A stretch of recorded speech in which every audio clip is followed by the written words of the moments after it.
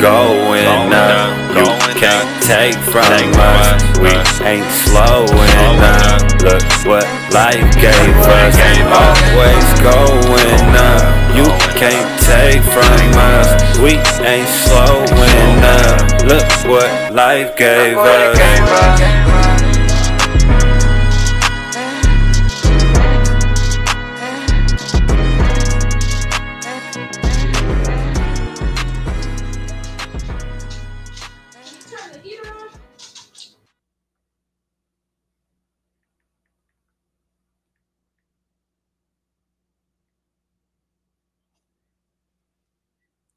Yo, what's poppin'?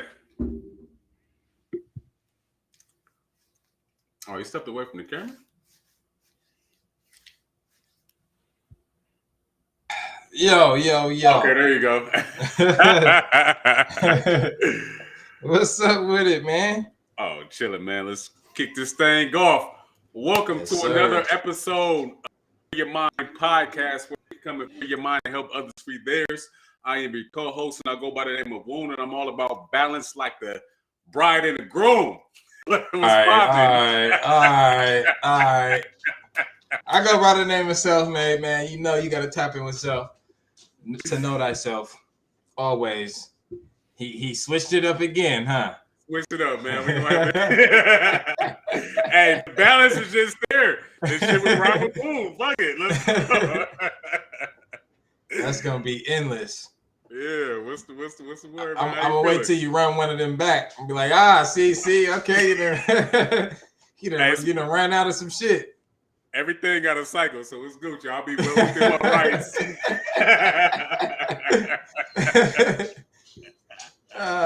No, man, I'm chilling, man. I just got back. That's why we had to push the show back to 7:30. Just got back from the Young Life swim class. That was cool. Oh, yes. Got to see him in action. You know what I'm saying? Trying to get the little fish skills down. You know what I'm saying? We don't want no problems in the water. Hey, that's a fact. That is a fact. Swimming is dope too. That's a it is, man. Yeah, for real. Cause you know how a lot of us, especially people who I grew up with, like there was an older cat that was just throwing niggas in the pool, and we either fucking swam. Right. Yeah, that's what my mom be saying. Like, yeah, my brothers, they used to just throw us in the pool.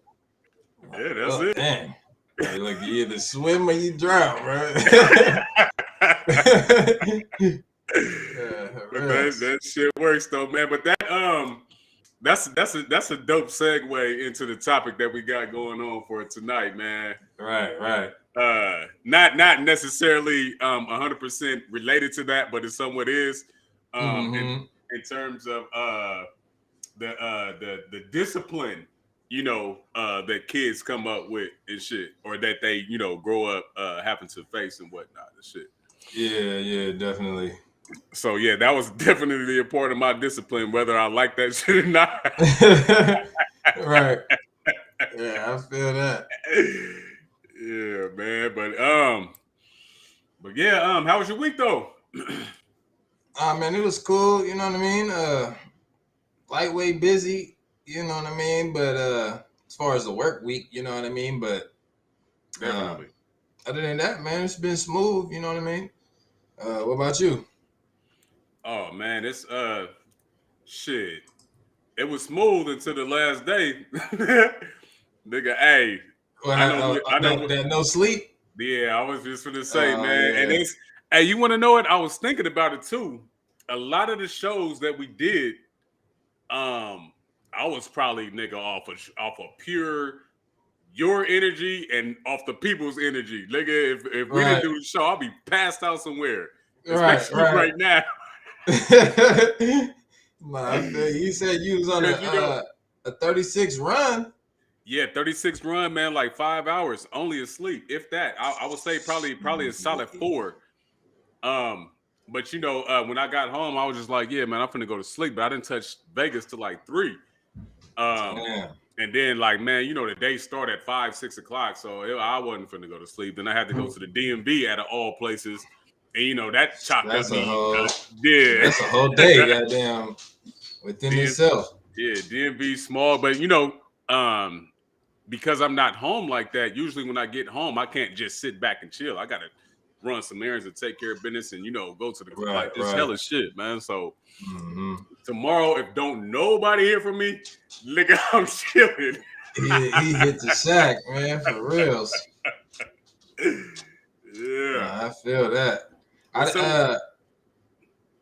didn't know if anybody was we got anybody that's trying to join the show today. Yeah, we got a couple people, man. I sent some links. Yeah. I don't know. It's not popping up on your Facebook either. It didn't pop up? Nah. Oh shit. Hey, but send a link to that boy D for sure. I think he said he wanted to tap in. No, you're absolutely correct. Are you live on the book? Yeah, I'm live. Yep. Hey, if you can tag me on your shit so it'll generate me as being, a part of your live and shit. So it could Right. That's hella odd though, like, cause last time I didn't have to do shit. Exactly. In order to Hey man, restream, hey, they tripping, B. All right. But if you tag me, then it should populate on my end and shit. Let me see.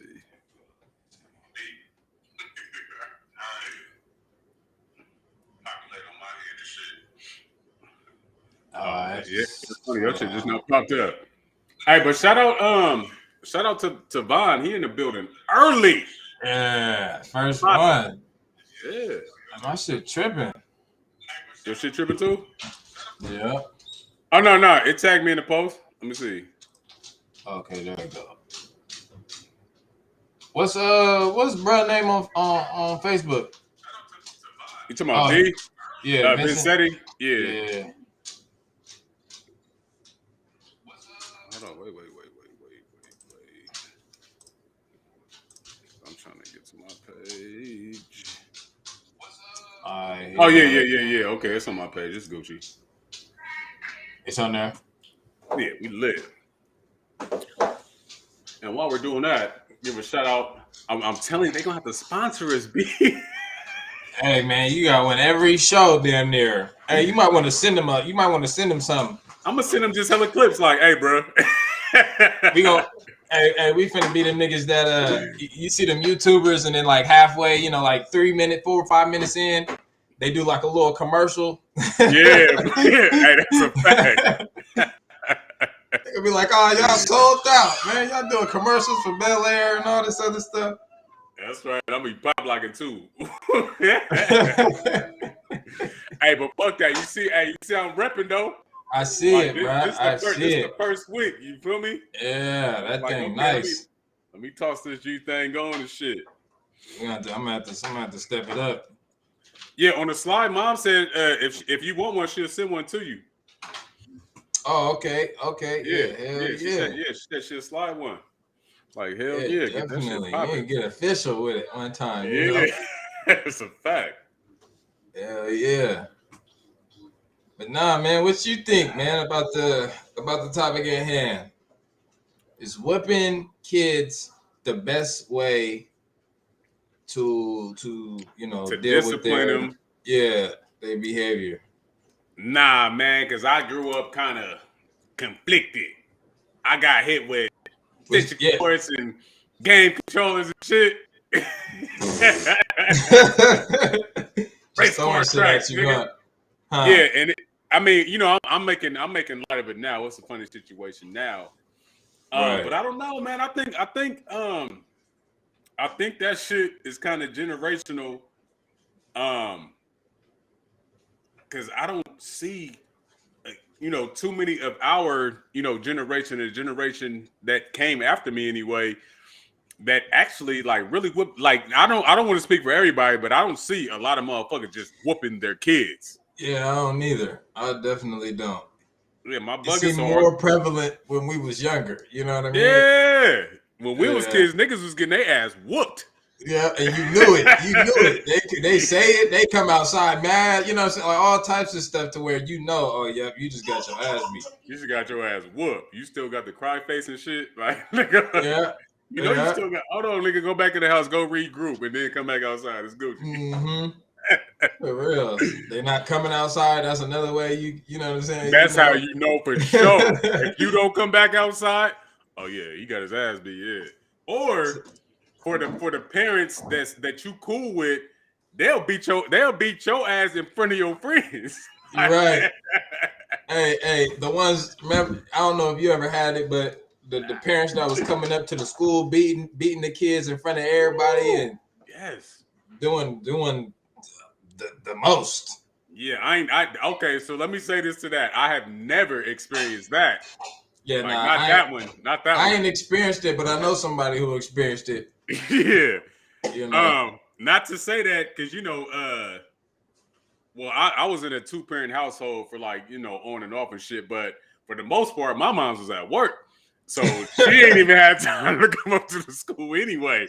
But I think a couple of them times she, because that's how parents. I think parents used to get together. Somebody came up with that. They was like, well, the main solution is just to go up to the school and beat their ass in front. That wasn't just one parent. There was a whole collection of parents that was just like, all right, broke from the huddle. Yeah. Hey, work, not working. If I was acting up. I had pops. He was pulling up to the school. He'd just come sit in the class. You know what I'm saying? And that's like the only day in school. You know what I'm saying? You actually not acting a fool. Yeah, I ain't had that one either. I had that one. Sure. I think the worst thing that I've had with a school interaction. This is a funny ass story, right? My mom, what she used to do is she used to pretty much have us write the notes, like, you know what I mean, because she used to drop us off at school, and she was getting ready for work, so she didn't have time to actually write out the whole fucking note. And when I say notes, I just mean like a late note or an absent note or shit like that. So the only thing that she'll do is sign the bottom of the paper, and we can write whatever the fuck we want on the paper, right? But of course she's gonna check it. But what and this is high school, so I remember she had signed it, and then I just had like her signature. So I'm copying that shit. Nigga, I got a stack of papers with her signature, at the bottom. Hey, but peep though. So one of the days that she had enough time to take me to school, I was going to Valley at the time. And she was doing something like we running late. I'm running late for school when she's running late for work. So of course niggas ain't got no backpack and shit. But I grabbed my binder, and when I went to grab my binder, like the shit flipped. It was in the stars. The shit flipped. And then the papers fell out. All the fucking shit, the stacks fell out, right? Nigga so when the stack fell out, she went to go help me get it because she trying to bang out and shit. You feel me? Right. Did she look again? And she's like, what the fuck? Nigga. Yeah. Bring your, and I'm trying to, oh no, the bell rung. I'm trying to get I gotta go. Nah, that ain't happening. But what she ended up doing was I had to sit in the car with her while she was at work. I had to sit in the car like her whole fucking work shift outside in the hot, steaming, nigga. I was like, bro, this ain't it. But I didn't get whooped for that. I thought it was gonna be over. Like, nigga, I thought it was right. Hey, but when you that young, man, you try to do the slickest shit. Like, you know what I mean? So it just, I got caught, man, and it was I kind of felt bad because it was then she got into the forgery shit and all the type of things that can potentially incorporate her. Right. So that's why she was mad, like, nigga.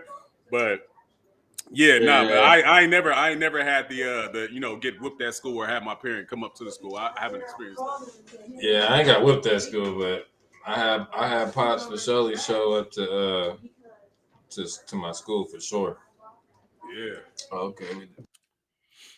Yeah, no, that shit ain't no joke. Yo, what's up with D?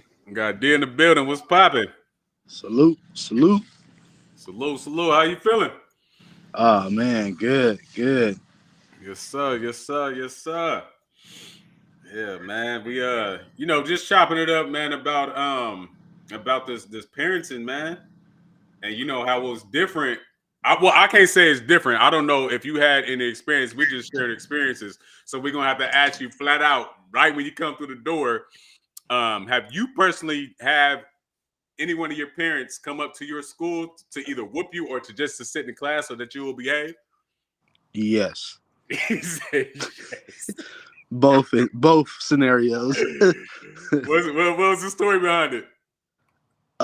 Just acting up, being disruptive in class, being a hard head, stealing, all types Woo.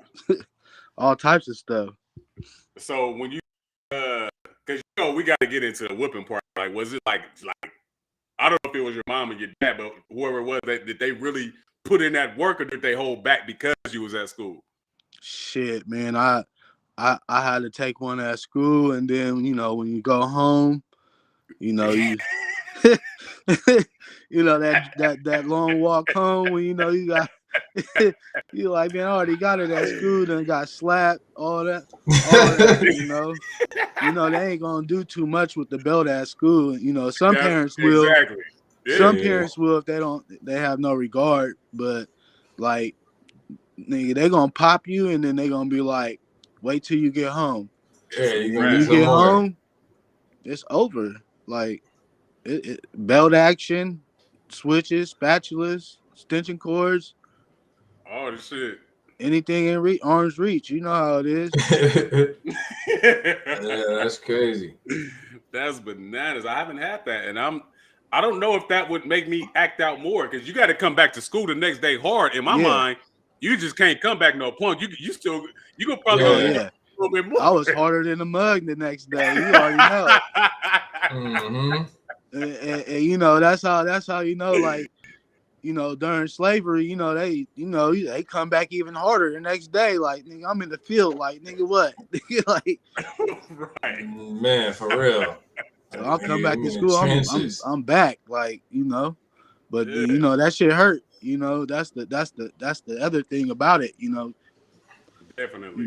It be traumatizing sometimes at the moment, but once you get acclimated to a certain type of, like being hit by a belt, a belt gonna be different from a switch or a spatula or some shit. So you gonna be like, yeah, nigga, I'm gonna take the belt. You already know mom gonna whip me with the belt, so shit, I'm gonna get in trouble again. Take the belt, keep playing the role. You know what I'm saying? Because you already know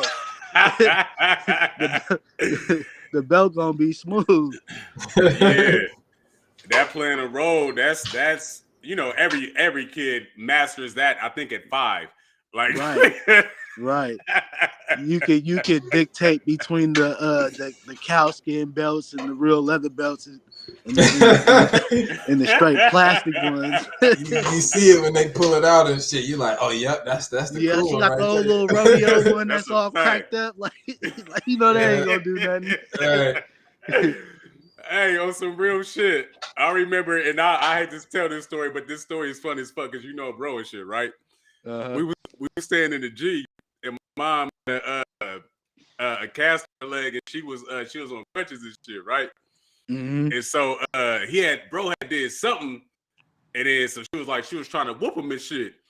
And so he was like, nah, I ain't finna take no whooping. And so she went to go swing at him with the belt, and I think he either grabbed the belt and threw it and ran. Like, this nigga got him out of there. And she was on pressure, so she couldn't get him. And hey, when he got back home, I think she told his ass up. But that shit was hilarious. I'm like, this nigga, he was a hero when he did that shit. In my mind, that was the hero move. Like, nigga, he's fucking raw. Like, that nigga's rebellious. But yeah, and just to go back to the belts, man, I remember we stayed in Chicago and shit, right? We went out to Chicago for the summer. My family from Chicago.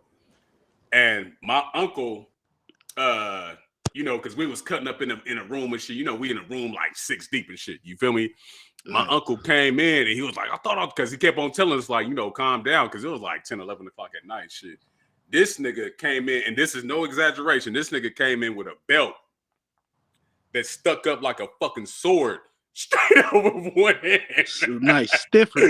Look at everybody passed out. That's that We good ain't stiff finna leather. get whooped You with better that. fake Right. Yeah, we played dead, nigga. It was Right. Nigga finna get hit with a baton, nigga. Ain't no belt. That shit was crazy. I'm like, yeah, nah, I ain't fucking with Unk. And he got one of them belts I ain't seen before. Like that was that Pootie Tang for real. But nah, it's funny, because just going back to the subject and shit, it's just like, is that the best way? You know what I mean? And I'm not saying that it's a right or wrong situation. Right. Do you think that it's the best way to discipline children and shit? Like, you know what I mean? I don't. Personally going through, those phases of being whooped and shit. Like I said, it didn't really even do shit to me because the next day I was back cutting up. So, to kind of go off a comparison, I whipped my kid a couple times, right? And after I whooped him, nigga, like my arm was like hurting. Like I'm thinking like, damn, like I whooped him with the belt. Now my socket hurt. Like, should I be whooping him? You know what I mean? Like, right. Even spanked in the hand, like, spanking with my hand when they, the old school type, when they're younger, Right. hands start ringing. You like, damn, I just barely even, like, should I be, you know what I mean? Like, those are the type of instances that I've ran into doing that type of shit, bro. Like, and it just was just like, damn, maybe I shouldn't do it. But, our word is very strong. And if you're not communicating with your child, on that type of level, then, I mean, they ain't gonna get it. So your only frustration is to kind of do that type of shit. You know what I'm saying? But what do you feel about this? Certainly not the best way, but it's sometimes needed. Nah, it's not needed. You shouldn't hit your child at all. Zero. And yeah, that's just like this. That's just like you said. If somebody hit your child, you want them to hit them back, right? But you don't want nobody out there hit your child. So why should you do it? Right. That makes sense. I brought you in this world. I'll take you out. Right. You know what I'm saying? That type of mentality. I've been through all sets of, being disciplined as a kid. I mean, even standing in the corner, one leg, like all types of different shit, Yeah. So there's other techniques that do work. Yeah, definitely. And for the most, it's like when you do something that's out of line, for the most part, it's like they try to beat it out of you with the belt instead of talking to you about what's going on. You know what I mean? Like like all this shit is mental at the end of the day. So it's like they may be actually going through something and they wake in life, whether it be something between the parents, some sort of relationship within the family. Like you don't know, you know what I'm saying, why they're acting out. They act out in all types of different ways. Like certain kids eat, you know what I'm saying? Like all these different things come into play as far as like what could be going on, you know what I mean, as to why they are misbehaving, you know what I mean? So it's just like the Bible. It's just like the Bible, you know what I mean? Exactly. It's just like just to take a belt and say don't do that no more, and then whoop them like that's just gonna work. Right. You're not giving them no kind of understanding about what's going on or how they even feel. You know what I'm saying? Right. And so I think that because a lot of people, and I know Thavon had mentioned it. He said certainly not the best way, but sometimes it's needed. And I would say that just going along with what you just now said in terms of the communication part. Some parents communicate while they beating your ass. They will let you know exactly. Right. They talking to you. You better not do. Yeah, but still, they feel justified with like. So we communicated, right? As a right. That's the thing, like that. The form of communication. Again, you know what I mean, like. Maybe the parents weren't taught how to communicate properly with their children. You know what I'm saying? So they may feel like that's the way to go, and ultimately, it's not. You know what I Yeah. mean? Because And then then now you got you the know- kid mad at you and shit. Like, you know, all types of shit be going through it. Because I know what was going through my head afterwards. I'm like, man, I ain't messing with nobody. Like, you know what I'm saying? Right. Like, you be Right. hot, bro. Right. That's a fact. You hot. Right. You hot. Like, Hella mad.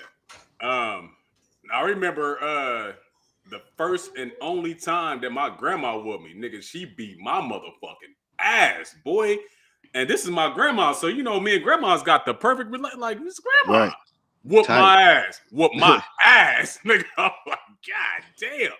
And the frustration that I had after she whooped me, I had on there was some Pro Wings. There was like some XJ 900s or some shit. Nigga, I was like 5. I kicked a hole in the door. Boop. And I saw the hole. I'm like, oh shit. She came in, saw it, and whooped my ass again. I said, I hate this lady. Right. Got a double whammy. I hated her. I hated her. Like, but you know, just that because the whole whooping came about a misunderstanding. Like, you know what I mean? Just being kids outside playing. And I didn't, you know, just like you were saying, I didn't get an opportunity to tell my side of the story on what really happened. It's just automatic. Well, you finna get whooped. Like, you know what I mean? Yeah, It's just it don't matter. Your story is blank, nigga. Yeah. And, you know, with me, man, and it was kind of bad for me because I'm always the talk back. I have to be heard. Like, you know what I mean? So if shit don't make sense to me, it's just like, yeah, I was the same way. Yeah, I gotta talk my shit a little bit. So we're gonna have you can whoop me, but get the understanding too. Like, you know what I mean? So that's how I was. And I feel like that's the type of relationship that I wanted when I was younger. So that's the type of relationship that I have with my son. Like, you know what I mean? Like, right. you know, I don't whoop my son. Like, you know what I mean? I whooped him one time, but it was on his choice. Like, you know what I mean? And I didn't want to whoop him, but I was telling him to not do a certain thing, and then we talked about it, and then he did it again. So after he understood, after we talked, just like, okay, now, just like I'm saying, now, okay, it's either you're not gonna go outside or you're gonna get that ass whooping. Everybody was outside playing, and he was like, no, I'm gonna just chill in the room, baby. He looked out the window and saw all the kids. This was on the most beautiful day ever. And then he came downstairs and he was like, yeah, Dad, let me go ahead and take that beat. Yeah. But did you have a deeper conversation with him the first time or the second time? The first time, of course, because I had to understand why he was doing what he did. Like, because I didn't even know. Like, I had to make shit make sense. And then when I was like, okay, yeah, so now that, you know, I get it. So nah, that's not how you're supposed to rock. Like, you know what I mean? So, and he was like in the second grade at this time. So, you know, but his well, I'm gonna say our communication level was still up to par back then. I have another story, but I'll probably save it for later so everybody else can speak. But he definitely we definitely have that I give him that opportunity to, you know, spill his side of the story and actually communicate. And in the beginning, his mom didn't like that for the most part. And I don't want to say that she was against it, but she was just like, damn, like, you know, like you could just talk to him and, you know, that's it. I'm like, yeah, where's the punishment at? It's a lesson to be learned, not like, you know what I mean? So it was a little different, but we definitely have that open communication to where I want him to know that he can express himself, or if he's going through some type of thing, to let him know, why are you doing this? You know what I mean? And then this is going to be the result if you continue to do it. Like, you know what I mean? So that's the biggest thing, is the why. There's always a reason behind why they're acting out. But you know, not necessarily, because they're, you know, in a larger family setting, you're gonna have that one. Like you're gonna have that one. It don't matter. And that's what I'm dealing with now. I got that one, and I'm like, and like you said, I always ask the why, and he's like, well, you know, he has a response and an answer to everything, but at the end of the day, I could sense why, but I don't want to give him that why. You know what I mean? Exactly. Hell yeah. Because at the end of the day, he's seeing through adults, he's seeing through children, like his whole energy level is totally different. So it's like, oh, okay, yeah, blah blah blah. I'm not gonna deal with you today, but I'm gonna deal with him over there. You know, like, no, like, you need to go read the books, like, deal with the books, like, stick to the books, like. So he Valley said, As a father of 4 children, I learned that there's a different approach with every child. Some will press the line on more subtle forms of discipline over and over. So do you think It's kind of if like that what was me the was case, saying. yeah, exactly. So do you think that being the case, that getting whooped is the best like overall resort as far as the subtle forms of discipline? Like, do you think you could still take it a step further without, whipping your children? Oh yeah, for sure. Like I What said, like what do you think that is? Because like I said, I there's don't, like the whole put your nose in the corner. Like, of course, that's not gonna work to a certain type of. I mean, unless you're doing it for like, sit in the corner for 8 hours. nigga, Type shit. I tell you right now, if you sat in my corner, that shit'll work. Look, you gonna be eating breakfast, nigga, lunch, and dinner in that corner. You Boy. talking that about corner. you losing all blind spots. You know what I mean? Like you Yeah. said, that nose is gonna be sitting in the corner, but that one leg, you're not. You're gonna be itching. Like that leg gonna start itching, and if that other leg drop, it's gonna be some problems. What do you think about Man. like push-ups and like I mean, maybe yeah, I was dripping, just hey, gonna like do touch some that. wall sits yeah, I and was stuff, like, Right. and yeah, like you said, like military. There's been like boot camp style discipline. All different types of this, isolating them. The little fake timeouts, putting them in the room. That shit don't work though. Yeah, they just I mean, sitting it, there. it works to a certain extent because it gives the child a chance to think of what they did wrong. You know what I'm saying? And they're gonna think about it. You know what I mean? But if you're not taking that approach and don't have your own communication with your child, it's not gonna work. You know what I mean? So that's why I Yeah. say when you have certain conversations with your children, you got to make sure that like they really understand you and where you're coming from. It can't just be like, yeah, I did this back in when I was in high school, but you don't need to be doing it no more. And that's the end of the conversation. That's it. Right, Yeah. It's right. not. It's more to that than that. Yeah. And I'm gonna add on to that. When parents say you're grounded or they ground you and shit, right? Right. And I had made a post about this a little while back, just dealing with positive and negative energy. But being grounded is not necessarily synonymous with being on punishment, right?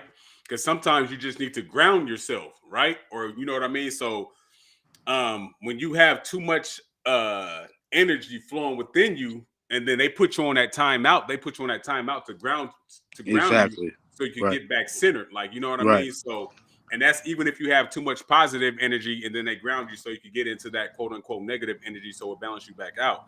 So with that non-communication, right, with just the punishment, they think that that's the whole groundation. But when you talk to them, then now you can help ground them. Like, you know what I mean? You can help Right. bring them back to where they need to be by way of communicating with them. And you know what I mean? Just giving them a little bit of expressing themselves and then giving them a little bit of verbal discipline or verbal communication. Right. So that would help ground them. Like, you know what I mean? Or keep them grounded. So there's just certain ways I mean, again, just like I said, I'm not against whooping if people Well, are I mean, using that. I mean that's the quickest way out. I mean, if you think about it. That's true. That's true. That's true. That's hella true. Especially if you got more than one, like, you know what I It's mean? easy. Yeah, he's like, Right, it's just the quickest way out. Yeah, you got to really put in work to have that Right. have that talk and communicate, because like you said, it might happen multiple times, so you might have Right. to, you know what I mean, really dig deep on the communication aspect And that, of I it. mean, that's a lack of evolution. Right, That's exactly. that's a lack of our evolution of tongue twisted. Of our humanity, pretty much right Evolution. now. Nah, yeah, I got you. Mhm. Exactly. So when they say what's that shit? Spare the rod, spoil the child. What is that saying? How does that saying go? What is it? Spare the rod, spoil the child, or some shit. I don't I know. don't Like, know, that's your generation, man. It's some shit. It's something similar to that. But it's basically saying, like, if you ain't whooping them, then you know what I mean, and they gonna grow up to be spoiled and shit. Like, you know what I mean? So, do you guys think that in a certain sense that whooping can be can get that message across? You know, just to play the devil's advocate for the other side of that. Well, I mean, eventually you're gonna get used to being whooped. Like I said, if that's the easiest way for someone to discipline you, eventually you're just gonna get used to it. So they'll But I probably think too, it's a lot of like it'd be a lot more than just getting whooped or just acting out. You know what I'm saying? Like you could just think about it. Like you grow up and you don't have certain understandings about whatever it may be. You know what I'm saying? But you gotten whooped. You know what I'm saying? So you still walking around right. with no understanding about certain aspects of yourself or family dynamic or whatever it may be that, you know, was the reason why you was acting up in the beginning. Yeah. You know what I'm saying? Because you don't know how to communicate and get an understanding for what it is and why it is. You know what I'm saying? But those could be the people that's getting beat up on the streets and getting whooped on the streets. Yeah, exactly. Yeah, nah, hell yeah. Yeah, that's a fact. It could go. It could be anybody. Right. You know. Yeah, but I mean, if it worked, it worked. You know. As far as it being the best way, you know, again, it's like you could beat it. Do you think that they will get an understanding for why, you know, like the why for themselves if they get whooped? Nah, No. it remind me of that scene and they was a lot older, of course, but it remind me of the scene in Boys in the Hood where Ricky and Doughboy was fighting. Right. And the mom came out and smacked Doughboy. He was like, "What you hit Right. me for?" Like, you know what I mean? And she didn't that's answer the that why. nigga. And then the homie was like, he was like, "Hey, Doe, why she hit you?" He was like, "Nigga." Yeah, exactly. Right. Right. Yeah. But that's what really what it's gonna boil down to, because at the end of the day, you're still gonna have that conversation. Like Right. or it's gonna be some of that topic. That's the reason why you whooping them. Like, and then you still gotta turn around and either talk about it or say something about it. And then they're gonna be like, well, why you whip me for anyways? You're like, you know what I mean? Like, Right. nigga, that shit, yeah. So shout out to Michelle Rico in the building. She said, "I never whooped mine like that. They may have gotten a pop in the chest. I think the fact that they thought I just might whoop them if they did too much was enough to keep them in line." Okay. Scare tactic. That's what I was just gonna say. How do we gauge that though? Do we say that they still would get an understanding if they were just afraid to do? You know what I mean? Yeah, I make hella threats. Like, sometimes I'll be thinking like I gotta go to the deepest threat sometimes. You know, it's like what? Like, go stand in front of the driveway. I'm gonna start this car right now. Nah, it's almost like you really gotta go find the right belt and then just like show it. Like it's like a showcase. Like you said, like when your grandpa came in that room, but when you see that nice shiny little leather, you like, I'm done. Yeah, I don't want no parts in this. I was done. Facts. So, what up with Uno, man? We got Valley in the building. We got Devon in the building. What's good? What's going on with you? Salute. Oh man, I'm chilling. Yeah. No, I really wanted to tap in. Hang on, right quick. I really wanted to tap in because I kind of wanted to give a more in-depth viewpoint on the whooping, because I feel like it almost seemed like y'all were saying that every time somebody get their ass whooped, it's out of frustration. You know what I mean? Like, oh, I'm gonna just hurry up and whoop your ass. Well, it could be the quickest way out. Well, before you right, that's what I mean. And like, so I got 4 kids, 2 of them stepchildren, but I raised them from young children, so they mine. You understand what I'm saying? Right. And although I did whoop my kids, it was never done out of frustration. I always believed in conversation. However, because the way I look at it, like when you talk about the word discipline, like I'm somebody, I don't like to just look at a word and think I know what it means. If you look it up, it talks about training and teaching. So you disciplining your child in whatever form with the goal of teaching them something. Right. So if we have a conversation about your first infraction, and then you do the shit again on the second infraction, and then the third, fourth, fifth, and there's never any heightened consequence. Right. At what point do you realize that your kid might be a little more intelligent than you and he's playing you soft? Right. You have to teach him that just because I don't want to whoop your ass don't mean that I won't do it. Right. You see what I mean? And so that's what it was for me. And even at the times when it did happen, now see, we're going to have this conversation. You remember we talked about it the last time? There's still a conversation. It's never done out of, I'm lording this over you and I'm going to whoop your ass. No, because I don't have time to talk to you like you're a retard when I know you understood what we talked about the last 2-3 times. So what I learned, like it got to the point where I could count backwards from 5. And I never made it to 3 because they knew I don't want to whoop you, but I will whoop your ass. Right. When you have to understand that, like, I'm the king of the castle here, and when I speak or when your mama speaks, shit needs to get done. You see what I mean? So it was never out of frustration in my house. It was, you know what? You don't seem to be getting the point. The wall squats with you holding these books for however long, got your legs toe up and you sweating, crying. That shit didn't work. You know what I mean? Like, okay, so you hardcore. Okay, well, now I need to give you something to look forward to the next time. You see what I mean? But it was never done out of the quickest way, out of frustration. It's that there has to be an end all be all. Right. You see what I mean? Definitely. I'm glad that you didn't bring up, and I don't know if he was out there, because I was out there on Monahan when I was supposed to have been in the house, and Mom's pulled up with all the shits. I don't know if you caught the beginning of the show to where we were talking about, the parents pulling up to the school. I haven't had that, but Mom's pulled up on the block on the nigga. And I don't know if he was out there, but the homie was out there, and I was the youngest nigga out there, and she came up and showed out. And I don't think I was there. Yeah, because hey, Face won't let me live this shit down. So if he catch this shit, he's probably laughing right now, like, because he won't let me live it down.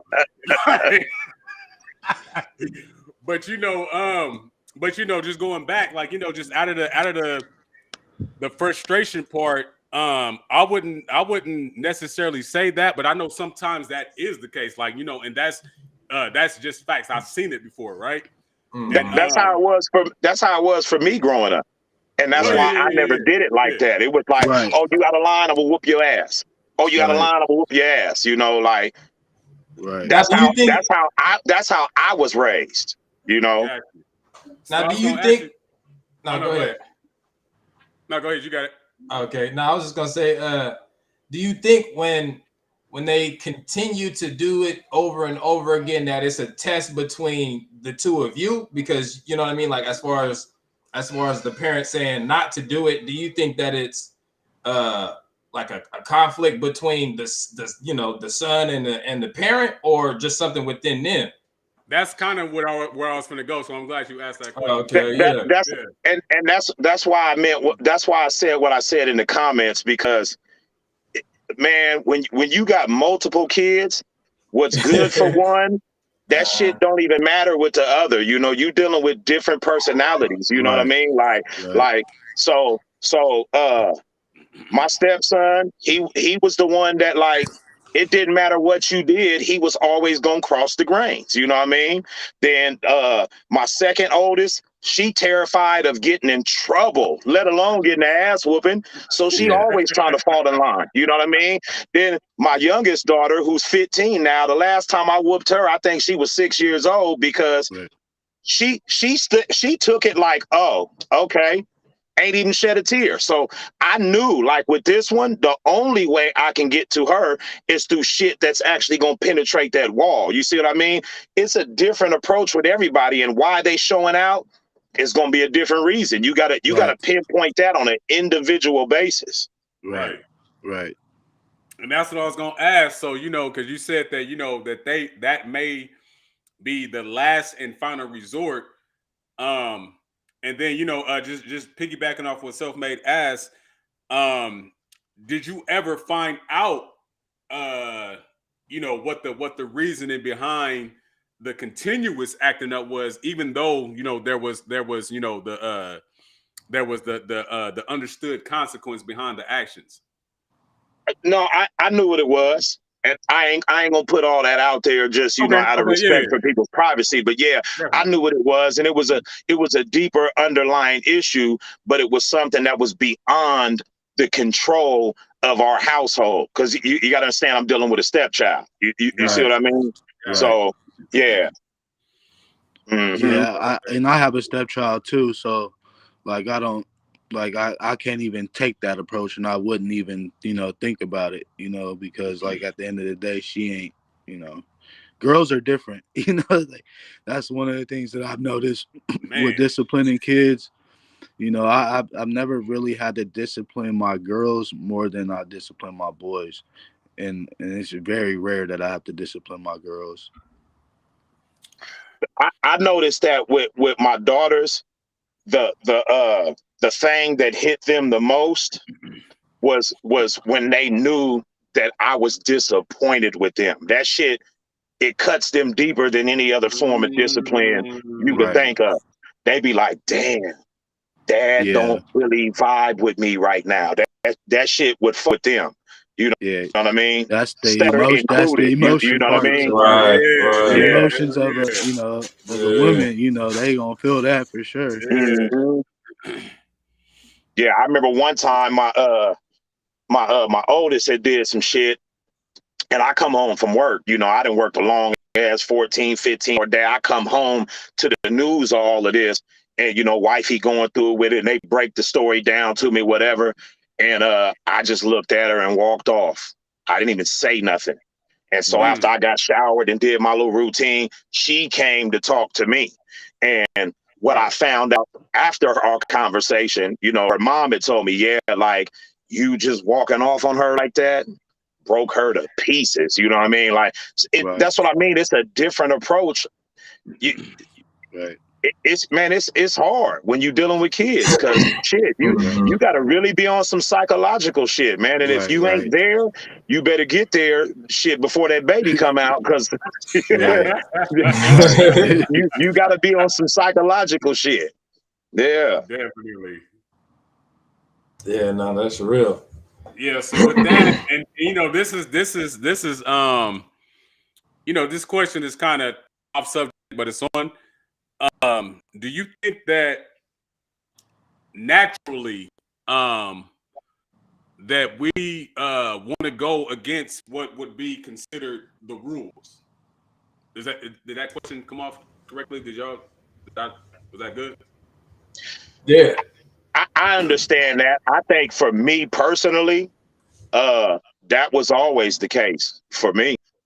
Man, I speak for everybody, but like, and that's why I say, like, when I say I grew up getting my ass whooped, me and Big Bruh, we stayed in some shit, homie. You know what I mean? I'm talking about from elementary school onward. So like, and it was the ass whoopings was out of frustration. We got conversation sometime, but we was getting our ass whooped out of frustration. But looking back, I understand, because I mean, how the fuck you might have scared the shit out your parent when you're 6 years old and you trying to do some ninja shit, climbing out the motherfucking second story window of the apartment. You know what I mean? Like, we was always into some shit. So yeah, I couldn't wait to break the rules for me personally. Yeah.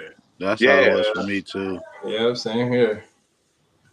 I think that's the test. Like, you testing yourself at that point. Like, it really has nothing, at least for me, you know what I mean? Like, it really has nothing to do with what my dad done told me or what somebody said, like what to do or what not to do. You know what I mean? It was like I'm seeing my friends and I'm seeing other people outside of me do this. You know what I'm saying? So regardless of what anybody else is saying, I'm like, okay, I see the influence. I'm like, okay, this is something I'm gonna try. You know what I'm saying? Regardless. You know what I'm saying? And then it's just like, okay, I got caught. I gotta deal with the rule aspect of it. But I think too, like that's why you would continue to do it, because it's like it's something that I'm trying to like forget what you talking about. I see what I see in this, which is why I choose to do it. You know what I mean? Right. And that's kind of like, you know, because I went through a whole lot of that shit. I'm like, man, look, I know what you said, right? This is for me, baby. It ain't personal. Put the belt away. This is for real. For real. It's business. Yeah, man. But you know, I think that and again, like I don't know too many of the people that I came up with that actually whooped their kids, right? And what I was going to ask you guys think that it was more or less, and I know you kind of mentioned it earlier, D, when you were saying something about like the slave, you know, going back to that, you know, in terms of, you know, just trying to keep people in line. So do you guys think that maybe the older generation was more or implemented that more because, you know, that's, you know, came down from, you know, the generation to the generation to the generation stemming from slavery? It was definitely handed down. Exactly. Yeah, definitely.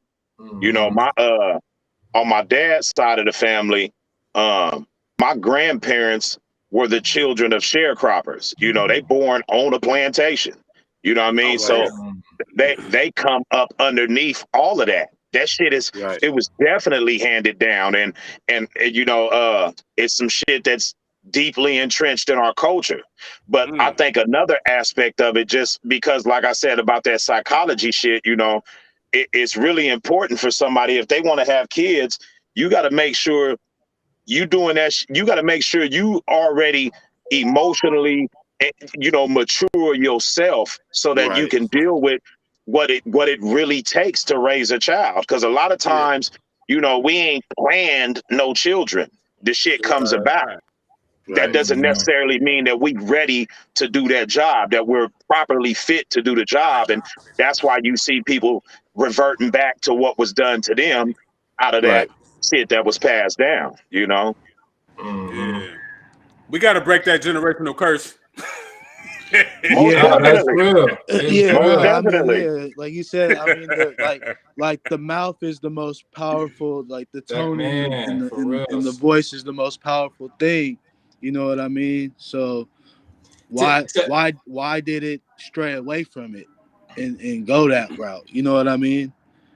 It turned into like you sort of, you know, don't have a voice because you're in the household of somebody, like, you know, this my house, you know, listen to me, shut up, boy. All that type of stuff, you know what I mean, is detrimental, because now you walking around, you want to say something, but you got all this stuff on your mind that you can't say, you know what I mean? And that open dialogue, it's almost like, even if you're not raising your voice, if you saying something back in contest of what your parent is saying, it's like, you got an attitude, you raising your voice, you talking back, you know what I mean? It's that certain frequency. It's that frequency, you know. Exactly. And it's like, once you that, like for me, like when raising my son, it's just like I want to have those conversations with him because I wasn't able to, you know, express myself like that. So it's just like, I want to be able to see what it is that he's feeling and, you know, actually try to dive deep on certain stuff. You know what I mean? Yeah, it's going to be the push back and forth type of a thing. But that's where the whole understanding and the knowledge and logic and all this stuff come into play, because now they can see certain pictures from different angles and stuff. You know what I mean? Right. I totally agree with you on that. Like, so one of the things that we always did, you know, we sat down at the table together and had dinner as a family. You know what I mean? And we talked. Okay. I wanted my kids to know, because I wasn't ever able to talk and speak my opinion. You can do that in my house. You just can't disrespect me in the process. You can tell me what you don't like. You can tell me why you don't like it, and I'm gonna listen to all of that. But you can't be disrespectful in the process, and that's part of that. That fitness I was talking about of being able to be a parent. I'm teaching them that from a young age. You got to know how to you got to know how to articulate yourself to get through a situation, any sort of situation in life. So that training starts at home. Speak to me, just don't get at me crazy. Right. Yeah. That's a fucking fact. Man. Hey, real quick, I want to shout out Miss Royalty Hollis in the building. She just put the ear up there, so she is listening. Hey, do we gotta bring Carter in the building? Yeah, what's up, man? That boy crazy. We gotta bring Drew in. He said y'all brothers need to pick them belts back up and whoop them ass. Woo. Oh shit. Hey, Drew, man, you might have to come in here and Hey, let me touch this real quick about the generational curses, right? Because I know I said it as a joke. But when I stayed in Memphis, Tennessee for a year, right? And it's funny because they call that shit the belt of the Bible. Anyway, when you do something bad at school, I don't know if they still do it, but in the year 2000, the principal or whoever was in charge, whoever was in head of charge, they could still whoop your ass at school. Yeah, the teacher. Yeah, the paddle. Whoop you with a ruler. Yeah. I went to an elementary school like that in Citrus Heights. However, your parents had to sign something saying that it was allowable, but the principal had a paddle on the wall, and some of them kids was in there getting their ass whooped. But of course, that wasn't gonna fly under my roof. No.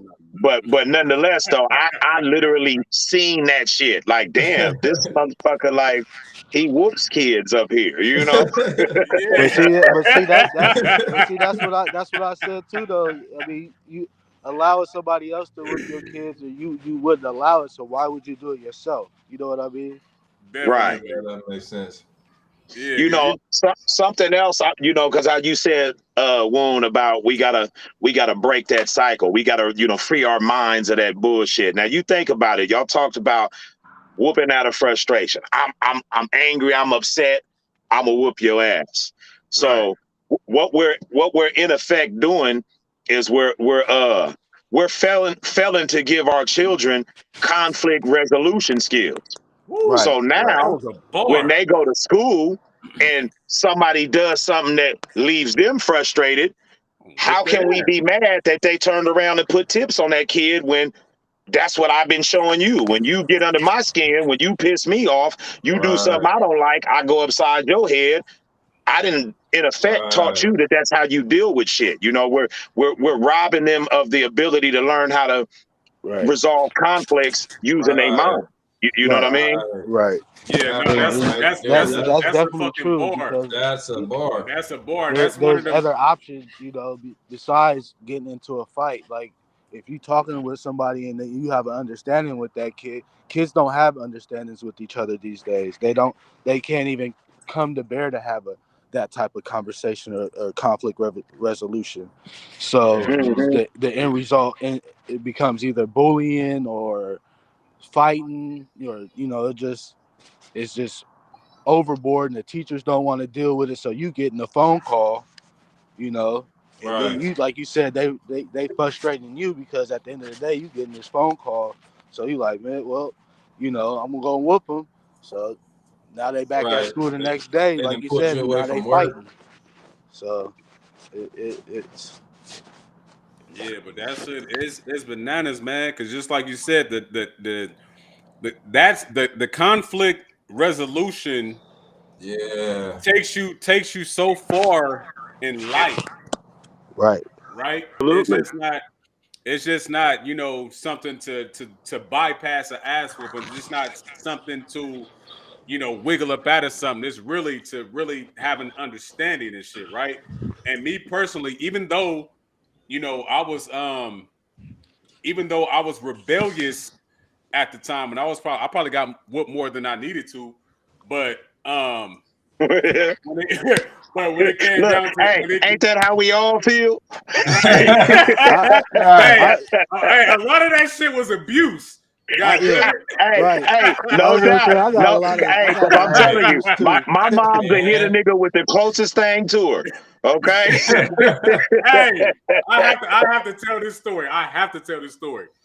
Me and my moms was in Memphis. Me and my moms was into it and shit. We beefing and shit, right? And so I'm staying with my auntie. And my auntie, she was more like cool and shit. My mom came to my auntie house and whooped my ass. I'm like, you don't even stay here. Like, what the fuck is this? That is illegal. What are you doing? Now you This looking ain't at your auntie and shit. Hey, on my life, because I was sitting there chilling too. And she came with a stick. And I was like, who the fuck? Nigga, it's mom. I'm like, what the fuck are you doing here? Stop! Right. You looking But for you know, auntie.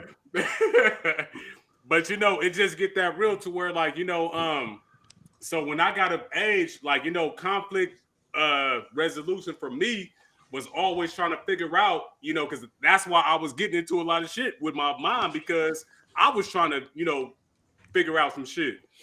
Right. So conflict resolution to me was natural, like, you know what I mean. And I wouldn't necessarily get into fights unless somebody really wanted that type of energy, because I'm gonna bring it, like, you know what I mean. So, but other than that, if we can't talk it out, nigga, then, you know, we got to fight about it. And that's kind of like what brings us back to, you know, saying that some kids got to get their ass whooped, like, you know what I mean. Right. So I get that aspect, but it's just like, you know, just that conflict resolution. That was a good ass point. That was something that's going to take you further than, you know, what we were looking at when we was coming up.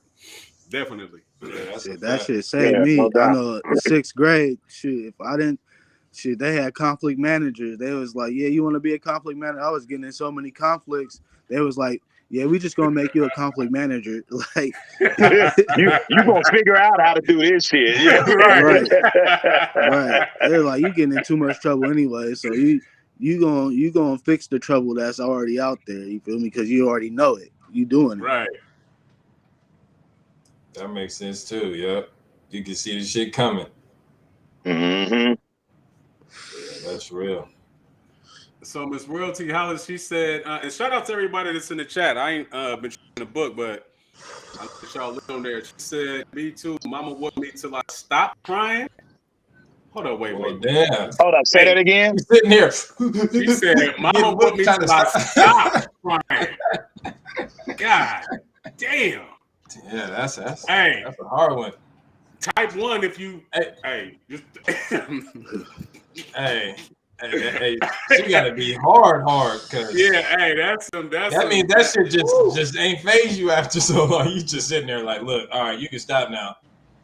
Yeah, golly, that's yeah, because I remember at it, just like what Dee was saying earlier, you know, at a certain point in time, that belt just really ain't him no more. Like, you know what I mean? So It's not. Hey, y'all had y'all ever had the workout belt, the fat one, motherfucker, like this fat?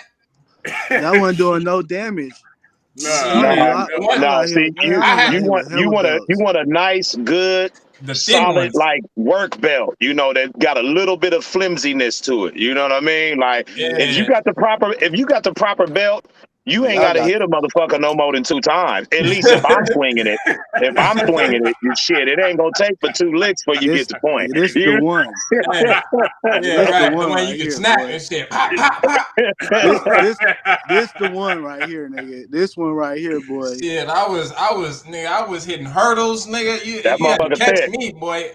I'm jumping over swings and shit. I'm trying to get away. Oh no, I was a runner too. Look, one time I was running from an ass whooping, and I dart out the front door, and we had this tree in the front yard. You know, we used to climb the motherfucker all the time. So I get up in that tree like a cat, nigga. I'm up in that motherfucker. You know what I mean? Right. And mom's is like, you gonna bring your ass out that tree? I ain't coming. You know, I feel like I done got the safe zone. I ain't getting out the tree. She politely walked up in the house, and went and grabbed the broom and reached up in that motherfucker with the broomstick and got to working on my knuckles while I'm, you know what I mean? Like sometime I done ran as far as I can run, you know? Yeah. Yeah, you still gonna get it. You trying though. Yeah. Hey, what you think about this? He said, your actions, we can talk about it, but if you lie, it's a wrap. Well, how y'all feel about lying? Well, I'm gonna tell you, when I told you I whooped my 6-year-old, she might have been 7. She was little though, and she wasn't even fazed by that shit. But she got whooped because she lied. So what happened is, me and my ex, we had to go somewhere. I don't remember what it was, and the kids was out of school, and we told them, y'all don't leave this house while we gone. So we come back. And we on some recon shit because we know they can't be trusted. Shit, they young, you know what I mean? Right. And they all down the street smoking weed in one of their partners' driveways and got my little 6-year-old with them. Yeah. Ooh.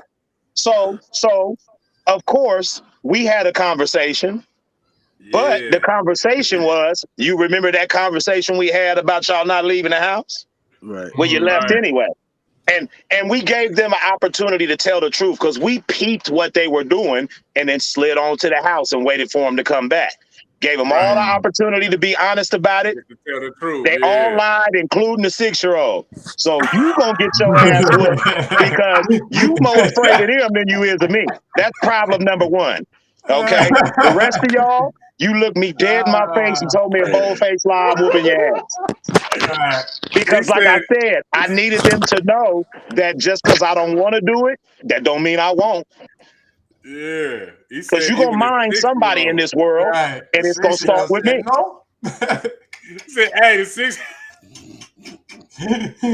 He was right there with him, huh? She said, everybody, I ain't slipping up. And that's exactly what I said. So you more afraid of them than you is of me, huh? We gonna change that today. You know. But hey, look, she wasn't even phased. She wasn't even phased, and so I knew with that one, no, okay, we gonna have that work detail and wall squats with you holding Bibles in each hand. You know, like I had to get, you know, a little bit strategic with that one because the belt wasn't for her. She didn't give a damn. Yeah, definitely. Yeah, nah, with that line, man, I know. Yeah, I think that there's a lot of times, and just me personally, I remember one time I was on punishment for something. I forgot what the fuck it was. And mom went to work. She's like, don't you leave this house. Man, look. Went to the homie's house and shit. We over there drinking and smoking and shit. I'm probably like 15 at the time. I ended up doing a fucking a front flip off the homie roof. And snap your shit all up. Hey, you remember that shit? Snap your shit all up. Hey. Tried to go home and tried to sleep it off. Yeah, it was over. Hey, mom's walked through the door. I'm in excruciating pain.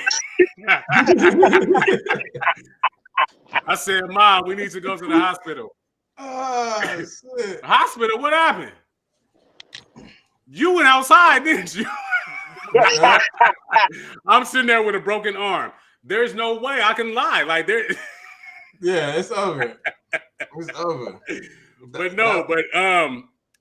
just with that line, to me, I feel like that would put a little bit more pressure on the situation. And me personally, I tell my son, like, you know, there's no need to lie because, you know, I want to have a honest, open communication with him. You know, just because, you know, when you start lying, man, then the trust ain't there. And then now I really have to really just, you know, be up on your linear like that. So with him, there's a couple of times to where he lied, but it was like a light lie. And I'm like, okay, that's how you want to rock it. Like, you know what I mean? I'm like, because I already know how it's going to end. Like, you know what I mean? So how you want to do it? And then eventually, then he'll give me that look. All right, no, it's not what that was. And I'm just like, okay, but the initial lie, it hurts you more than anything, right?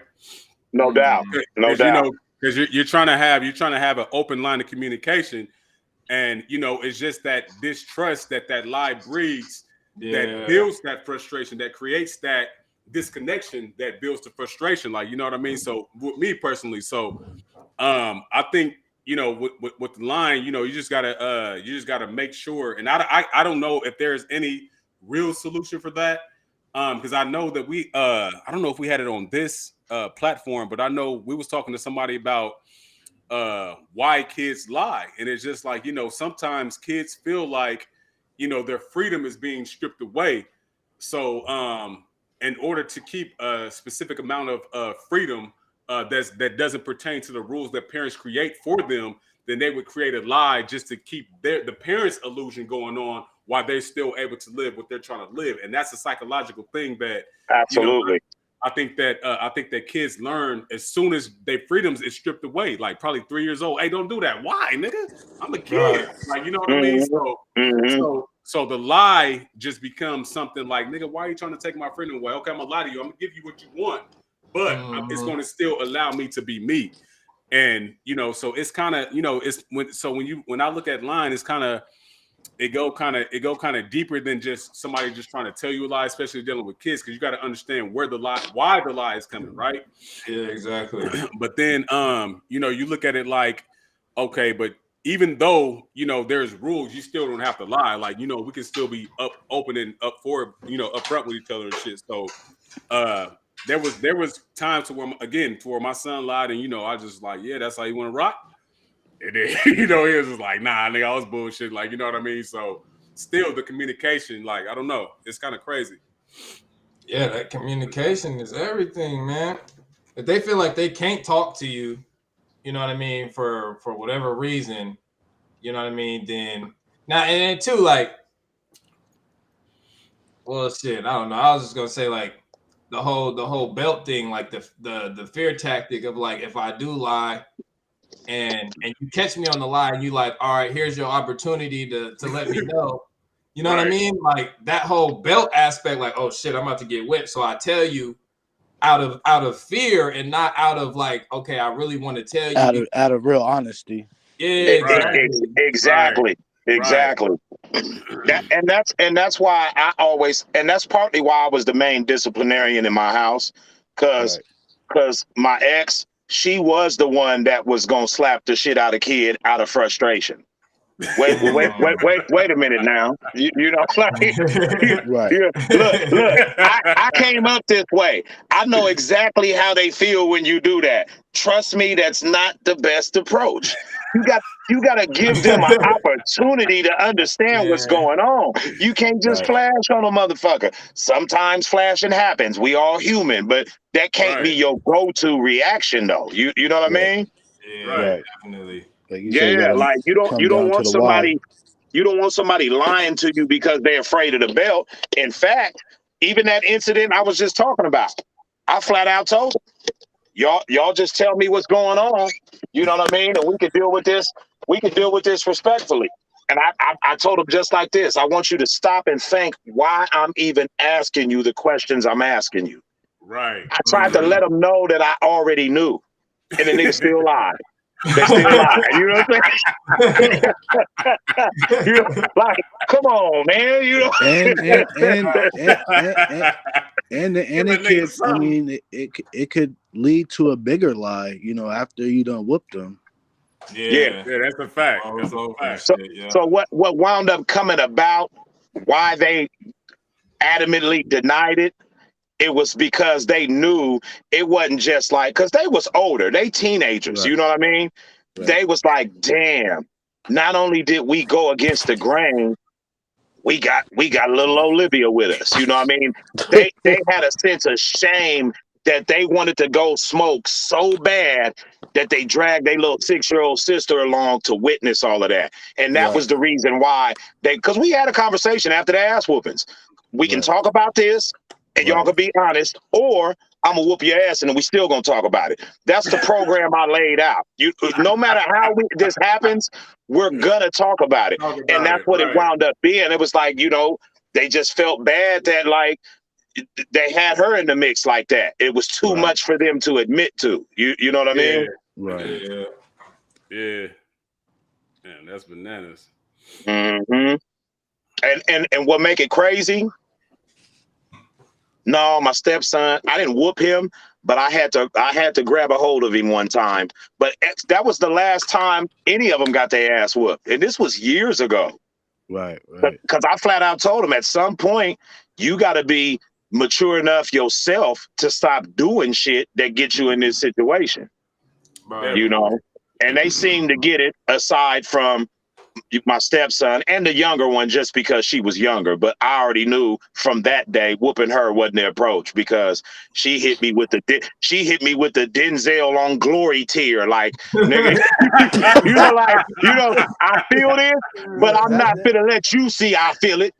You know, That's what I'm saying, though. That's what I'm saying. Like, I was niggas like, have what been is through she that made before. of? You know what I'm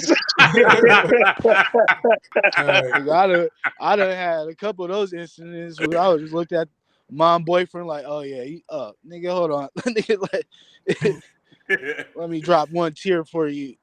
Yeah. Yeah. And I know it frustrated you even more because you like, damn, nigga, nigga, I done put in some work. I'm tired. You sweating? You like, you breathing oh, hard? just one no. tear. It wasn't never no whole lot of work. Like I told you, the belt that I had, they was definitely afraid of it. They was definitely there was. I'm telling you, because I didn't like to do a whole lot of talking. When I tell you to do something, or Right. you out of line, I only want to speak once. I had a line I used to say English leather. They already knew what it was. Don't have me break out the English. And see, that's what I meant when I said a kid needs to know that you are willing to take it there. You Right. gotta be able to threaten with some type of force.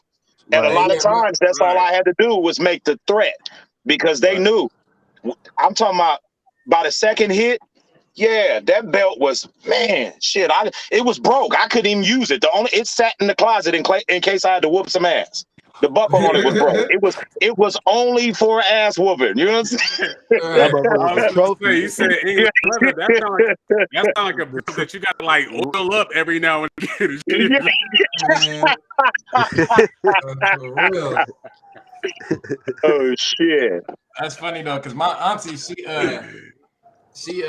named her belt too. You know what I'm saying? So when I used to be around all my cousins and shit, niggas be acting out. She'd be like, all right, I'm finna go get Jimmy. I'm gonna get Jimmy. Everybody know about Jimmy. If she talk about Jimmy, niggas settling down. You know what I'm saying? Right. Yeah. Just that thought to know, like, all right, yep, it's time to chill out, man. Yeah. But I mean, just getting back to the overall point of the subject, I do firmly agree that that's something that we need to, as people, learn to come away from. But it starts with shit like this. You know how we can all sit here and articulate ourselves amongst each other. We got to instill that in our children by having deep conversations with them, Right. real conversations with them, so that they can develop the ability to talk to us and prove to them by talking we can eliminate all problems. You still gonna get some form of discipline, because again, think of the word discipline. It means to teach. I gotta teach you something, but it don't have to come in the form of physical punishment. You know what I mean? Right. Definitely. And then there's a lack of teaching, and that's where it comes into play at school and stuff like that. So you definitely gotta talk to your kids and give them the knowledge and wisdom on certain stuff. Absolutely. Yeah, even when my son's mom and me, because we were raising my son from two different households. So I used to go to her house when he did something crazy over there, and then we'll have that round table conversation. It was absolutely fine. And just like you said, at the end of the day, there would still be some type of disciplinary act and shit, right? Unfortunately, that's when she used to turn to me like, oh, so your dad decided. I'll be like, hey, what the fuck is this shit? Right. Start telling you what you gonna do. So he gonna. I was like, oh, someone told me after, like, I gotta be the bad guy and shit, right? Okay. Right. And it don't help that, like, some of the times I came straight from work, so I had on my work clothes, so I look like extra grimy and shit. Right. But those round tables, man, and again, man, it's just like, you get those that understanding, the teaching that you're talking about, as far as like, just being able to hear his side of the story, let him know, like, yeah, you're able to speak, you know what I mean? But just hear what I say, become in the middle, and then we let you choose what your punishment is going to be, or sometimes we give it to you. Then if you agree with it, it's cool. Like, but if not, it's still gonna pop. Yeah. This thing keep on popping up, saying I can't go live on the book. My bad, y'all. Oh, you probably in jail still. That's probably why. Yeah, that's what I was thinking too. They like, yeah, you can post, nigga, but you can't go live. You doing going live a little this. too much, my nigga. You out on bail right now. Yeah. They got you on ankle monitor, nigga. Yeah, exactly. Got that monitor on you right now. You could tag him, but he can't go live. Yeah, I thought I missed the show. I was like, damn. I was like, where the link at? Yeah, I kept looking for it earlier. I was like, man, I didn't know y'all was pushing it back for the night. I was like, man, something ain't right, because I was tapped in at 6:30, ready to go. You know? Yeah, we had to put you back an hour. Mm-hmm. My son had this swimming thing going on. Yeah, that's what's up. That's what's up. Yeah. Hey, you know what? That's crazy you said that. I think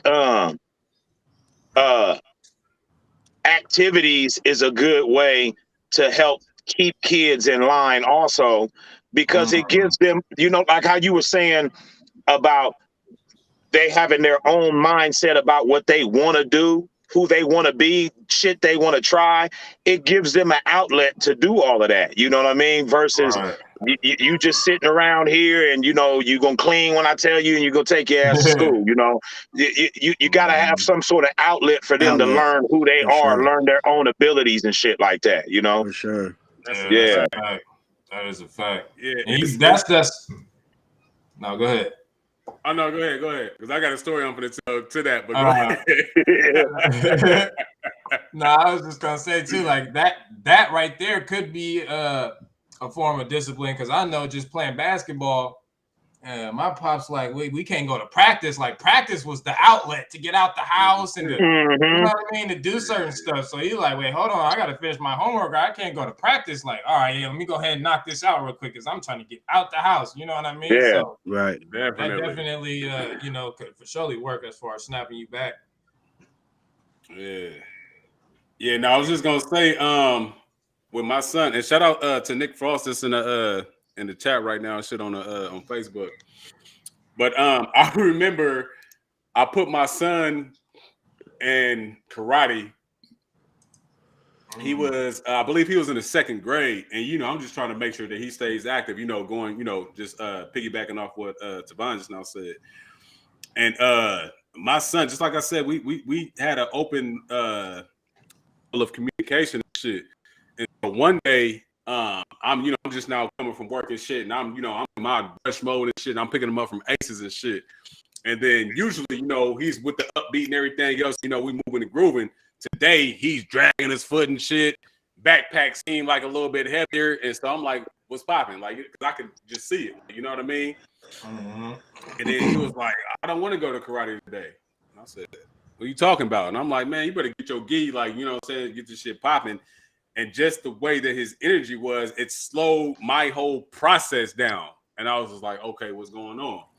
And then he was like, "Dad, I don't get the opportunity to be a kid." And I'm like, "What are you talking about?" And he was like, this is my 2nd grade son. He was like, I wake up in the morning, got to go to school. After school, I go straight to Aces. After Aces, I'll go to karate. After karate, I go home. When I get home, I do my homework. Then I eat dinner. Then I take a shower. Then I go to bed. And I was like, got him on a cold regimen. Hey, And I felt everything that he was saying. I was like, God damn, son, you're absolutely right. But I told him, I said, hey, I said, so what? So do you not want to do karate? And he was like, nah. So I'm like, but what do you want to do? Like, you know what I mean? At this point in time, I'm still saying that he had to do something so he understands that aspect. But then I think I think after we had that conversation, then that's when he wanted to get into hoop. And I think that was a better choice for him. Like, you know what I mean? Right. Yeah, he wanted to be free. Yeah, and that was his outlet. He like, nah, this karate shit ain't popping me. Like, you know what I mean? Right. But you know, just allowing myself to see where he was coming from actually let me know where he was at. And I'm like, damn, like, you know, and again, like just the conversations that we used to have, it didn't shock me, but that shit shocked me. Like, damn, like, you know what I mean? He got a whole. Did you think about this shit? What the whole time you was there? Right, like you like, got the whole shit planned out. Right. Just programming. Yeah, it's crazy, man. Yeah, man. I definitely think this topic, you know, just talking about it, you know, the way that we are is definitely, you know, helpful and just a good thing to put out there because I personally haven't seen, I mean, from my knowledge, anybody talking about, you know, this, especially on a certain type of platform, you know what I mean? Like, you get the parenting talks, but like when it comes to like whooping your kids and the best ways to, you know, deal with certain stuff, it's like, I don't know. I haven't got that. So this right here, this is dope. You know what I mean? Yeah, I think because I know I posted the post and shit, and people was like, "Yeah, kids need to get their ass whooped," and I was like, "God damn!" So I don't. I know, like where they at? Huh? They in the chat? Hey, yeah, I gotta see, but nah, that shit was hella funny because I'm like, you know, I understand it, but it's just like, you know, again, just coming from that mentality because there would be a lot of people that say, had my parent not whooped me, then I probably wouldn't be on this righteous path that I'm on right now. Like, you know what I mean? So that aspect, you know, I understand. And, you know, that could be true. Yeah, definitely. I always wondered when I heard people say shit like that. I got my ass whipped all the time, and you know, I didn't straighten out until I seen the need to straighten out. It wasn't enough ass whooping that was ever I was gonna gonna make say me I do don't it. even think I got an ass whooping when I straightened out anyway. So I mean, yeah, right. Yeah, exactly. Exactly. Yeah, that's a fact. As I got older, it was just a part of life after a minute. Like if we get caught, we getting our ass whooped. Yeah, right, exactly. Only thing I really learned was get away with shit.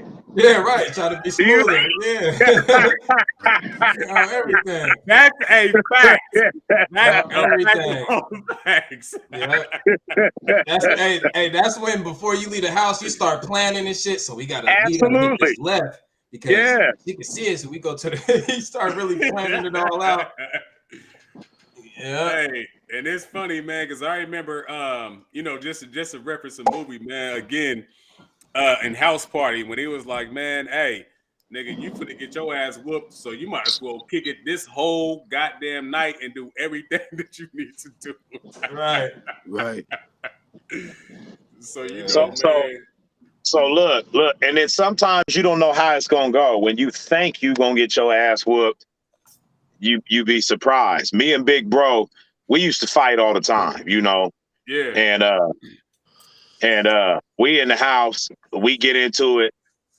I think I was trying to wash some clothes and he was trying to muscle me for the washer or some shit. We get into it in the laundry room and this nigga slammed me up against the wall and put a hole, I'm talking about like my ass, you know, a hole in the motherfucking wall in the laundry room, right? So Pops, you know, he was always a DIY type dude. He had showed us how to patch shit. And so it just so happened it's some sheetrock in the garage. So we immediately stopped with the fight now. Fuck whatever we were doing. It's a hole in the wall. So we go get the shit and we patched the hole up. We didn't know how to texture the wall, but we done replaced the sheetrock and got that shit like, look, it's fixed. Pops came home and seen the shit, and he was so impressed with the work that we did that nigga skated on an ass whooping that day. He was like, yo, who'd you pay to come fix this shit? Like, how did y'all get this shit fixed? He wasn't even tripping over how it happened. You know what I mean? So it just be crazy sometimes. When you think you gonna get an ass whooping and then you didn't. You did, you know? Hey, let me say this. Your pops is cool as shit too. I don't know if I ever told you that, but your pops is cool as shit. Yeah, man. All the homies love him to death. Yeah. I remember. It's so crazy. Snag. I met you when I was a kid, and it was Super Bowl 2000. Was it Super? It was the New York Giants against some Tennessee Titans, maybe. Oh, no. If it was the Titans, we was playing the Rams. No, it was the Ravens and somebody. Okay. Was it the Ravens and the Giants? But anyways, we was at your house, and I met your pops. I remember all the time sliding through the valley. We always stop by, say what's up to pops. Yeah. Yeah. Like I say, all the homies love him to death. Shit. He cool as a fan, but it'd be different when you somebody kid. You be like, yeah, y'all don't, y'all don't know the real him. Right. No, I'm just talking shit. Oh man. Yeah, that's crazy. Now that shit reminded me of a story. We was at my auntie house and we was wrestling. The same thing happened. You feel me? Got chucked against the wall. Your whole butt go in the wall. And we was in the game room though, right? And the game room had a whole bunch of jerseys hung up and like football pictures and stuff. So we seen that. We grabbed a jersey and put it over the hole. You feel me? Pinned it right back up. You know what I'm saying? Bro, I promise you, look, they didn't find out about that hole till they moved out that house. Right. So we skated away from a whole ass whooping. By the time they found out, they was like, what the hell? Like, who did this? We were like, shit, I don't know what happened. It was 5 years later. Hey, on everything. The first couple nights, you didn't sleep well. You scared the motherfucker. You trying to guide them to the other rooms and shit. Oh, no, don't go in the game room. Ain't nothing in there. Oh, shit. Damn. That's crazy. Niggas done skated away from some ass whoopings for sure. Yeah, for real. Yeah, no, that's a trip, man. It brings back them old memories, them old days. You know what I'm saying? Yeah. Yeah, no, that's a fact. And, it's funny because there's a couple memes out there that's floating around, like when the parent, when you was a kid, you do any little thing you sneeze on, you getting your ass whooped. But to the grandchild, they could be whatever age, they get away scot-free. Like, you know what I mean? So at that point in time, do parents recognize that what we went through was abuse? Is that what that is? I don't think so. I think that's exactly what it is. They realize that, they don't have the same level of frustration because their position is secondary now. Yeah, I see. The damage is done. Yeah, they can kick back. They can kick back and watch you be a parent now. They don't even have to do shit. Damage is done. Damage has been done. Big bro be mad and shit. Like, nigga, you just got away with that. Like, damn, and you know what? And you know what's so crazy? You know what's so crazy is now like that. Even the secondary, like the older generation, like when you whoop your kids, like they're like, oh. You whooping them and you like, well, you whoop me, like how does that play out now? Right. Look, if I had did this when I was a kid, you would have whooped me. So why are you questioning this now? Right. Yeah. Grandpa done got soft. Like, no. Right. Yeah, it's crazy, man. But again, just And I hate to say it like a generational curse, but it's just a situation to where, again, I hope that we can look at it and assess it, and just see if we can exercise different options as opposed to just being that first go-to. Because again, and I think Snag said it earlier about or somebody said it earlier about the emotional response first, right? So if we're talking about that immediate responses, nigga, I'm finna whoop some ass. Like that's it. Like, you know what I mean? That's the first go-to. So, hopefully we allow ourselves, maybe it can probably have something to do with time as well, but hopefully we allow ourselves, the time and opportunity to. Well, it definitely can break down a child's emotions and feelings as they do get older. So it's like, do you want your child to deal with that? Because as you get older, you gonna care less about certain things. And that's just coming from that's just coming from my experience as getting whooped and going through the process of abuse and all that shit. Because at the end result, you ain't gonna have no more emotions or no feelings about anything or the person that's doing it to you. Yeah, because you can't make sense out of it. You know what I mean? Like, same thing with me. It was just like, all right, where's the communication aspect of it? You feel me? Because if that's not there, even now if it's just like I'm just getting beat. That's really what it is. That's what's happening. Right. I had took when I was doing a little community outreach work, I had did this training course on emotional intelligence, and the main thing they pressed is that when emotions are high, logic is low.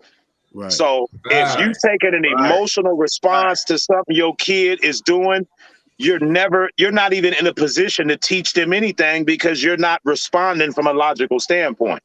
Exactly. Ooh, that was a bar. Yeah. Right. That was a bar. Exactly. That's a fact. And that shit easier said than done. But Right. we gotta put in that work though, Right. Exactly. Yeah. Exactly. That's it right there. Communication. If the parent don't know, then it's already like you starting off, kind of wrong already. Yeah. You can't pass nothing off if you ain't even, you know what I'm saying, have that understanding. So you're already at a loss. Definitely. Hold on, let me pause for the calls real quick. We got Serious C in the building. What's happening? It must be a full moon out tonight. Yeah, she. It actually is. Popping, lady. Yeah, she done came out. Okay. Send her the link. She was supposed to have. Hey, look. Yeah, man. She cat it off, man. I damn near just now called you your real name right now, but I'm gonna keep it that Serious C. Serious. But no, there was a topic. Yeah, there was a topic that she had brought up. Oh, okay, yeah. So yeah, I'm right on time then. Okay, but yeah, we salute you for chiming in, lady. I've been waiting for you to tap in. Is this her first cameo? No. She as far as being, no, she ain't been in here, but she been in the comments for sure. Oh, okay. Mm-hmm. She said she had that bonnet on. That's what it was. You said that bonnet. That bonnet set the tone for that night. Yeah, because I would love to get a female perspective on this topic. Serious, if you want to come on, you don't necessarily have to show your face, but if you want to share your voice, that'll be perfect. Yeah, let me know because I know she, I don't even know if she got Facebook. I had to. She said, "Don't do me with the bonnet." Hey, you know what? I think it would be good to get a female perspective because something that we encountered in my marriage, and it wasn't from my wife. She didn't give a damn. She had the same mindset I did. But a lot of people felt like, well, them ain't your biological kids. You shouldn't be disciplining them. And my outlook was this: okay, if they had a father that was actively in their life, then maybe we can have that conversation. Right. You don't mind me feeding them, clothing them, providing for them, but I ain't supposed to discipline them. I wonder how women feel about that. That wasn't no issue with my wife. She was like, shit, like, I'm not finna do this shit on my own. Like, we married. I chose you. That means I trust you to discipline my children in a proper fashion. You know, I would like to get a woman's viewpoint on that, because that was something that people outside, family members outside of our house, had made comments about that shit repeatedly. Yeah. Yeah. China, if you're still in here, I sent you the link through Insta, because I'm not sure if I got you on Facebook or if you activated or whatnot. So check your Instagram; it should be there.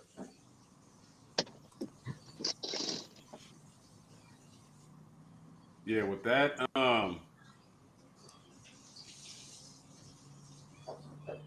yeah, when I stepped in, they was 6 years old and 3 years old. So, and raised them to adulthood. You know what I mean? So that's full green light. Outside of you know, technicalities, nigga, I'm your daddy. You know what I'm saying? You know what I'm saying?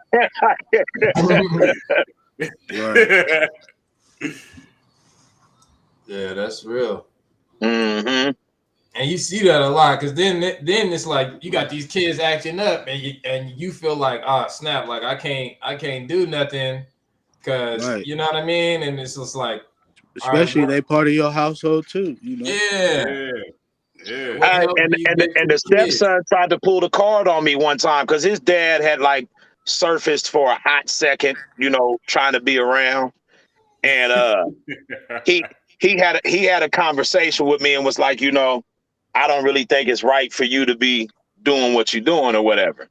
And I just respectfully said, you know, like, if he live in my house and he break my rules, he gonna face my consequences. And the only real objection I will accept to that is if you're willing to change his address.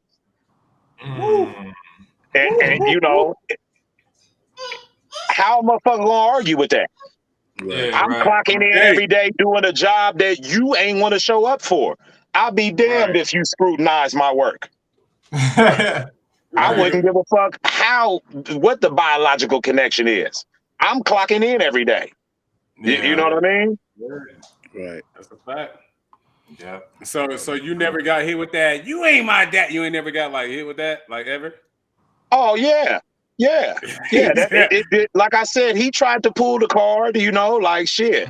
You ain't my daddy. Well, you ain't said that when I bought this bed you sleeping in. When you went and poured that bowl of cereal this morning, you know, we gonna talk that right off the table. Yeah. That's bananas, man. You know, that aspect, you know, it's kind of crazy, because, you know, even if they come with that would seem kind of like a more of an emotional response. Like, you understand what I'm trying to say?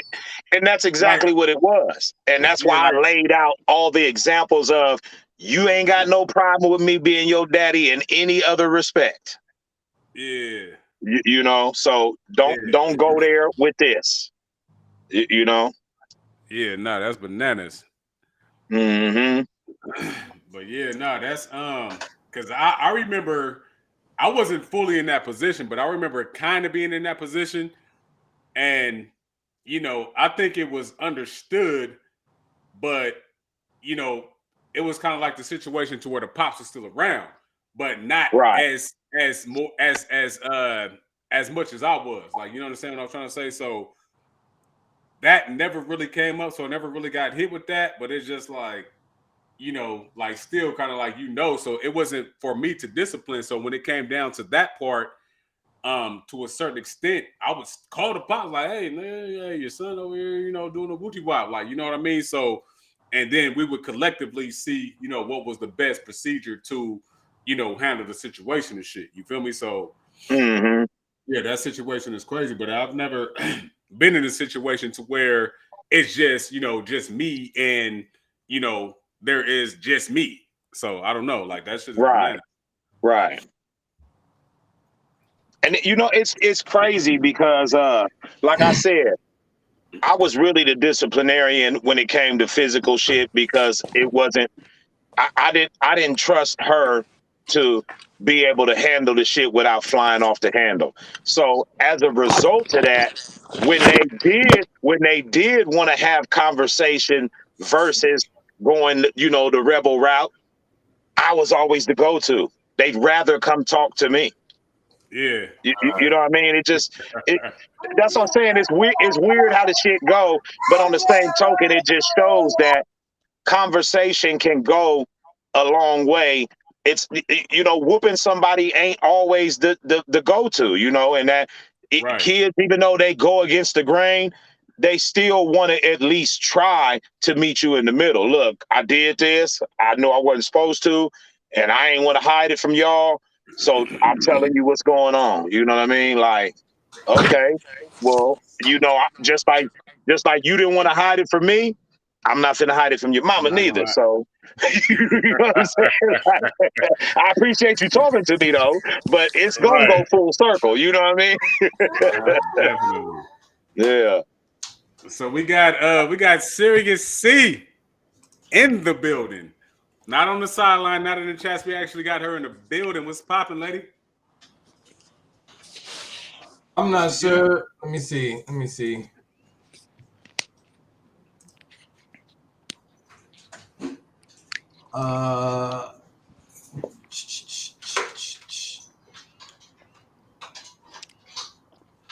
Um, can she unmute? Sometimes it be muted on our end. I know that. I didn't have to deal with that before. You go to come in and like that mic will automatically be muted. So Yeah, so she said, oh yeah, she got the black microphone access. That's because She gonna have to log okay. back in and log out and Log out log and back log in. back in. yeah. if you on your phone, like every time I come in here, what I got to do after I hit that link, I got to tap that shit in the corner and then open it up in my browser. If I just try to Right. do it directly from the link, that microphone will It never won't come on. support it. Yeah, it's the Yeah. browser. Yeah, Yeah. that's what you just If you said go too. through Google, If she got an iPhone, she gonna have to go through Safari.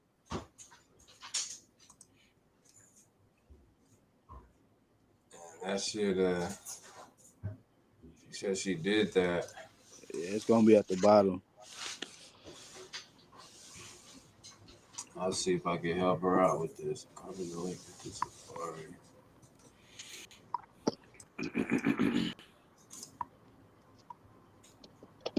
Yeah, this is a cold ass topic right here, though. Yeah, it really Cold ass is. topic. Yeah, nah, definitely. Yeah. And Hey, dude. Hey, no shade, no shade.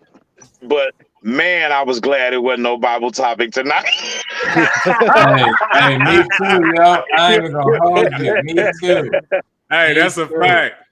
We definitely had to switch it up. Yeah.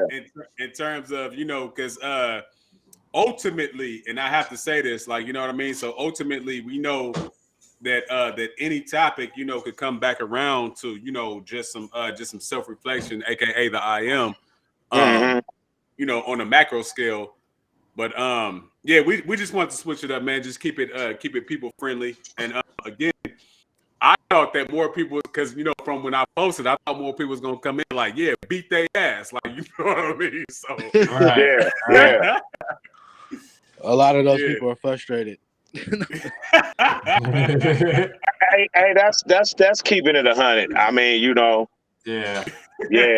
yeah. Because I didn't did it, you know, Right. but that wasn't a practice of mine. But shit, I'm human. I didn't flip my wig. Oh, okay, you playing? Okay. And before you know it, somebody getting slapped on, or you know, Well, that's what you know what I I'm say saying. when So it happens, you know, but that don't mean we gotta justify that shit, you nah, know. Definitely. like I said, I felt like I threw out my shoulder one time. I'm like, hold on, man, did my shoulder hurt? Like, why my shoulder feel this way for? And I'm thinking like, Was it too many wipes? Was it not the understanding? Was it the wrong route or what? Like, Right. That's I that. felt like I was being punished. Yeah, it's literally gonna hurt me more than it's gonna hurt you type shit. Right. Right. I'm telling Hey, you. so you got hit with that line too, Woon? Because that one used to fuck me up. I'd be like, I don't understand how you think that. Right. It hurt Right, you more than it hurt me. This shit's stinging. I got welts all down my motherfucking leg. Fuck you talking about it hurt you more. You know? Right. Yeah, I'm over here with socket pain. yeah, but it's yeah, sometimes and that's we figure out different routes, man. And I don't know, it's just like you said, like again, I agree with sometimes things have to be implemented, but sometimes we could see past certain shit. No Definitely doubt. gotta No change the doubt. times. No Yeah. doubt. And that's kind of why I said about being, emotionally fit before you have children, because it didn't go that way for me. I didn't plan to have no kids at all. That shit just came about. And so I'm in a stage in my life where I'm trying to still come into my own adulthood, my own manhood. You know what I Yes. mean? And Yes. and try to be a father at the same time. You know, and I feel like if you're trying to be good at anything, you got to be a man first. So if you ain't even figured that part out yet, everything else you doing it's not at its full potential because you too busy trying to focus on how to become the man that you see yourself to be. You know what I mean? You haven't reached your full maturity spiritually, intellectually, none of that. So you Right. can't help but to make some mistakes along the way. That's a You want fact. you want to be a parent, make that a choice. You know what I mean? Not a result of some some sexual escapade that you was on. Yeah. Yeah. That's real shit. I don't know what's going on. We done tried it about 3-4 different times. It's still on mute. I'm not sure what's really going on, or like what she's doing on her end. It won't ask me. Should almost feel like the next topic should people whip their pets?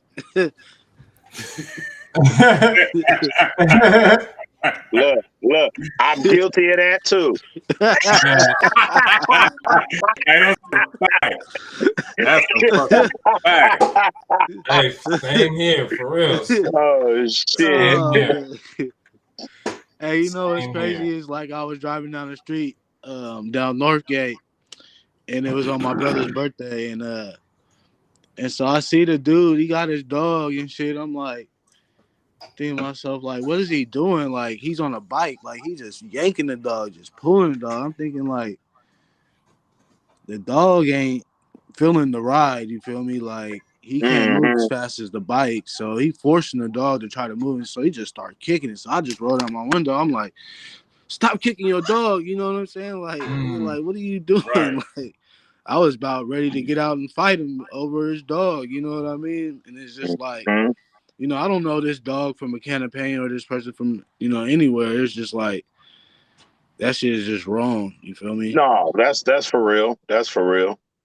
Yeah. And I spank my dog, like I pat her on her butt and shit when she do shit wrong, and she know, like my dog she'll understand. Not to veer off, the subject of whipping kids and shit, But it's for a goal. right. So the last dog I had, she was just a wild one. It didn't matter how much you walked that motherfucker. She just had more energy than you did every time. And so I had this long ass leash, and every time she'd get out of line, I popped the leash so it would hit her on the back of her neck. Right. Because my goal was I should have enough control over my dog where this leash is optional. Right. So what I would start doing is taking her out hella early in the morning. I'm talking about like 3:30, 4 in the morning. There's no other people, animals, nothing. And I'd let her off the leash. And what I would do anytime she try to veer off, act stupid, now I just pop the leash on the side of my leg. I got it folded up. I just make the sound of it Right. would get her in order. Right. You see what I mean? Right. So at that point, I don't got to do shit no more. I done got her trained. Right. You hear that sound? Get your Right. ass in line. You know? Right. Yeah. That's that frequency, that pitch. Mhm. Yep. Mhm. That shit. Vibrations, man. They easier than kids though. So you know. Right. They a whole lot easier. You know? Yeah, they just shit everywhere. Yeah.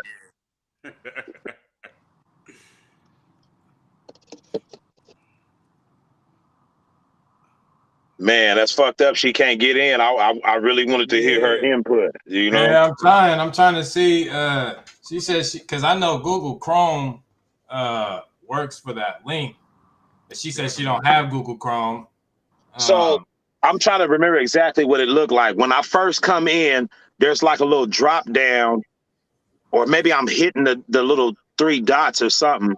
Because I had to that's what figure it I out hit. the I hit first the little time. dots on the I side. think you hit the little 3 dots, and then it gives you a drop down, and then it'll give you the option to open in your browser. That's the only way I'll get in and the microphone work.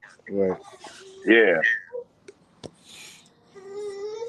Because it's probably trying to open up through her messenger. Right.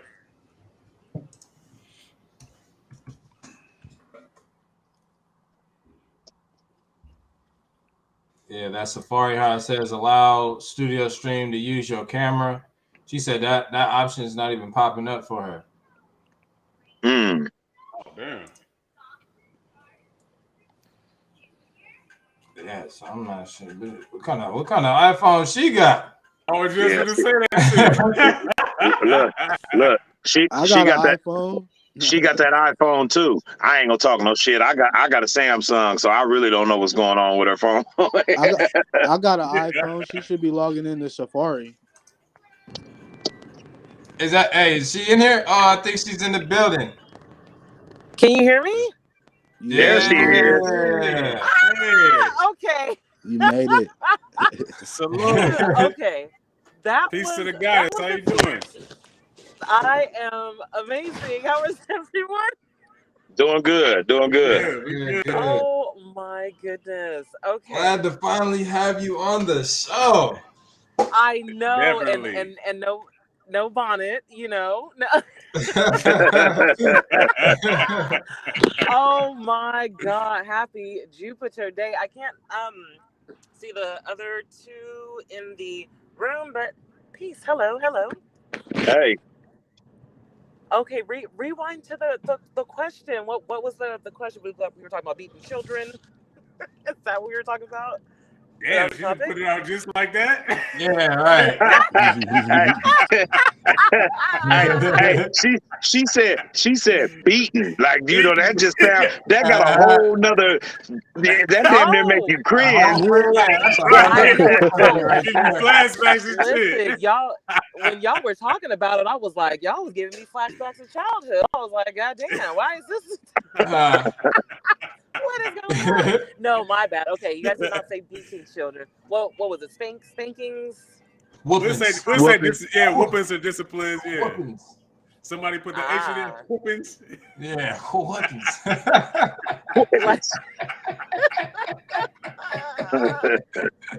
Spank. Oh my goodness. Okay. That I missed that. Okay, so was that the question? Like, Is whooping kids the best way? Is it the best way to discipline for misbehavior? Oh, definitely not. No, hell no. I think children are way more intelligent than we give them credit for. Mm-hmm. And like and I can't speak for like everyone's children, but I could just explain to my bundle one to like, okay, this is why you shouldn't do this, and actually explain it, and you see the light bulb go off. She's like, oh, okay. And then she didn't do it, like after that. So I think explain to children first, and outside of like acknowledging, like honoring their intelligence, and it's Hmm. not allowing violence to be the first, the first option that you go to. I think that works best because then you're engaging like their mind, and they can actually like critically think about, okay, I get why you're saying like this is wrong, and now I understand, versus like there's going to be pain and suffering involved when you make a mistake, because that's not realistic, Right. and yeah, so yeah, talking So is the best so way for sure. so Percy, For let me sure. ask you with that Uh-huh. and I don't know how old your daughter is right now, so she might be 11, 12, Dude, maybe 13, maybe 16. 16. He said 11, 12. 16. Damn. He Okay. was. Hey, you didn't have So, to say all that. Hold on. so let me Hey, Like no. that. So hey, Like that. I he said he that. just Gosh. had an old man moment. That's what that was, Yeah, man. golly. So let me. Right. Oh, It put him into so his I was age getting and to my shit. Yeah. feelings. I'm about to be 40 here. I was getting to my feelings. I was like, yeah, that is hella old. Damn. But Nah. yeah, So she's let me trying ask it. you. Have you Yeah. have you ever had to whoop her at like during at any point in time, or was it Oh always yeah, just Oh, Tyler conversation? putting tips. He putting oh yeah. tips. I've spanked her twice, and I cried both times. Mm. So Shit. like, Mm. Damn. yeah, that didn't work for me. Right. So, and I Yeah. and it made me think of like, because I like when I grew up, like when I was coming up, like yeah, like I'm on Southern, so it was like switches, belts, like all, the whole, it was that type of shit. Mhm. So like I didn't get that, talking to part. It was just straight to the, the discipline. But um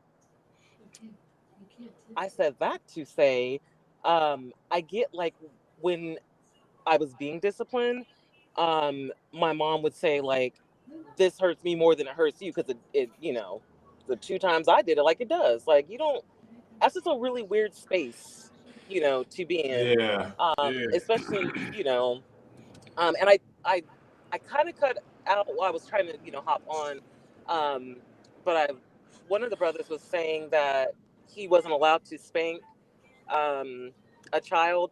My dad never spanked me. Like he was not the one. He was not the disciplinary. Um, that was like my mom. That Mhm. handled that portion. I My think dad he was was more. saying. I think he was talking about like being a Like stepdad respect. and Yeah. Ah. yeah, and like how that transpires as far as being stepchild and how would you feel Mm, about that? got it. Oh, how would I feel about that? Well, I don't. I'm just kind of Oh. paraphrasing the question. Oh, I gotcha. think That Uno said that it. that was really what I was getting at because I'll just run it back again. Like so, Okay. in the setting that we were in, Uh huh. my wife didn't have a problem with me disciplining my stepchildren. I mean, but again, like I said, 3 and 6 years old when I stepped Mhm. into the picture. You know what I mean? So, Got it. um, but people outside of the house had made comments about it on Mm. numerous occasions. So, I wondered how another woman would feel about that because there were some that were vocal about it. Ooh. See, and you were both married, like at the Absolutely. time, No, yeah, we or we were before? married. Yeah. Oh, okay. See, that's different. That's different because when you marry someone, like you're taking on, the entire family. So those are your children, So that's different. Now, if you're not married, what do you think? Yeah, like in my instance, I'm Right. No, no, uh, no, no, no, no, no, no. I don't I don't Nah, I don't I whoop would. her at all. But if they're not married, but Wait, they in the wait same a household, minute. Did you go say? ahead. Did he say he doesn't whoop for that long? No, I I'm said I don't sorry. whoop her at all. Oh, Oh, Like that ain't my kid, so she get like a half whooping and shit. Let's go for Oh my 2.5 minutes. Oh my goodness. Okay, I wanted to make sure I heard that. I was like, damn, this is Yeah, amazing. nah. No, uh, And it's just out of like just the respect of the relationship in my opinion, because I feel like that's mhm, something, you know, her and her father, her and her mother and father should deal with. You know what I mean? Yeah. right. Right.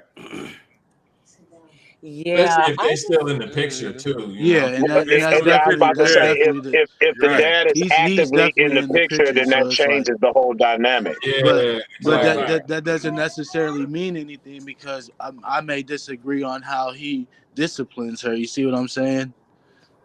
True, That's true. true. That's ooh. true. That's true. See, what? So Hmm. That one right there is It's That's kind of, deep. it's kind of, it's kind of, it's kind of. That was a good yeah, point. It's kind of up there yeah, because it right. could kind of go either way. That's crazy. yeah. That's a good point. But see, Ooh. I think what I would say to that, if I'm on the other end as the dad of the child and you the stepdad, saying that you didn't agree with my form of discipline, but you have already tapped out of the realm of discipline. It's Right. kind of True. unfair to even formulate an opinion about it. Wouldn't you say that? Mm. Yes. Yes.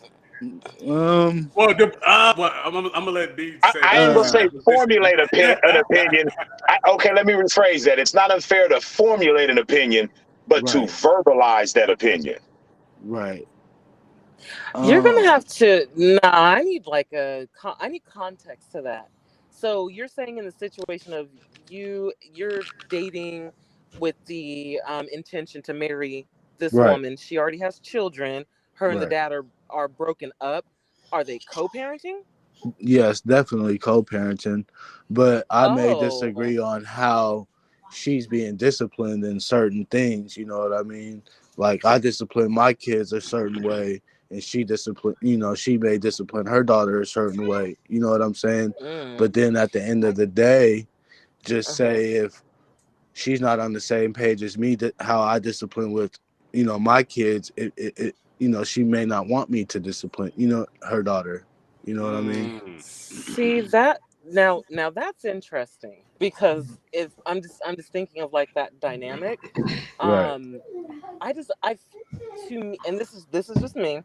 Um, if until you are at that space of you have um married that woman, I mean you can have input, but those aren't your children yet. Right. Exactly. Yeah, How so long have that y'all been together? Say it again. How long have y'all been together? Like 5 years. Oh, oh and living damn, together for that time frame? that's Yeah. Yeah. Okay, so And then one more. I think that's a demonstration of a commitment genuine I mean, commitment, for even yeah. fact. without a marriage certificate. True, true. Right. Yeah. Yeah. Yeah. And then real quick. So what? How old was the kids from that time until now? If you don't mind me asking. Shit. Right now, probably she was 5, so now she's like 10. Yeah. Yeah. Nah. Yeah. Yeah. Okay. Yeah. So you know, and Yeah. those are, That's in there. you know, and Coming those in are that those coming in years. that young, you Yeah. there's no way you can live in under the same roof as a child that young and not have a tremendous influence on them. So That's a Right, and fact. and that's yeah. the thing, and Oh, you that's guys the are thing. living It's together. not Okay, even that so much changes. that I've had, you know, like wanted to implement so much discipline with her. It's Mm-hmm. just the understanding of that part of the discipline with the significant other. You know what I mean? Right. Hmm. Right. Because at the end of the day, like I have made the impact, because at the age that she is now, she sees that, oh, you know, he disciplines his kid like this, so I don't want him to ever, you know, be like that towards me. Or, you know, maybe if him or my dad may come to agreement, like he's gonna discipline me like this, so I'm gonna be cool and you know, listen or do whatever. But at the end of the day, you know, it's still that same, you know, like opinion about if I should whoop her or not. You know what I mean? It's not. I'm not gonna do that. You know what I Right, mean? Well, right. I think if I could interject, Good. I would think what would take some I don't want to say like not to imply there's like confusion or anything, but I would think like just to make that a very seamless transition in the relationship when you're at that point where you're like, okay, I want this to be something long term, then have like a family meeting and say, hey, step to the dude. I'm just speaking from like a female perspective. So I don't know Right. if this is something that like Right. men do. Right. But like if I had a penis, I would be like, hey, can we sit down and like I would like to take this further, and can we talk about, or can we discuss how I see myself interacting with and being the male figure in these children, in the children's lives, and come to an agreement, and so you can get the dude's perspective, and just so there's no like weird shit Right. Ooh, Yeah, nah, that, or hey, confusion. hey, that look, reminds me of Dave Chappelle when he theoretically, was like, "Better not bring your key." Right. Right. hey, Right. theoretically, Yeah. that sounds like the most mature and practical approach. Of But Right. course. I mean, you gotta be dealing with two really solid individuals on the male side of that. Oh, You know what I mean? Yeah, Like, Right. Right. uh, Right. otherwise, Exactly.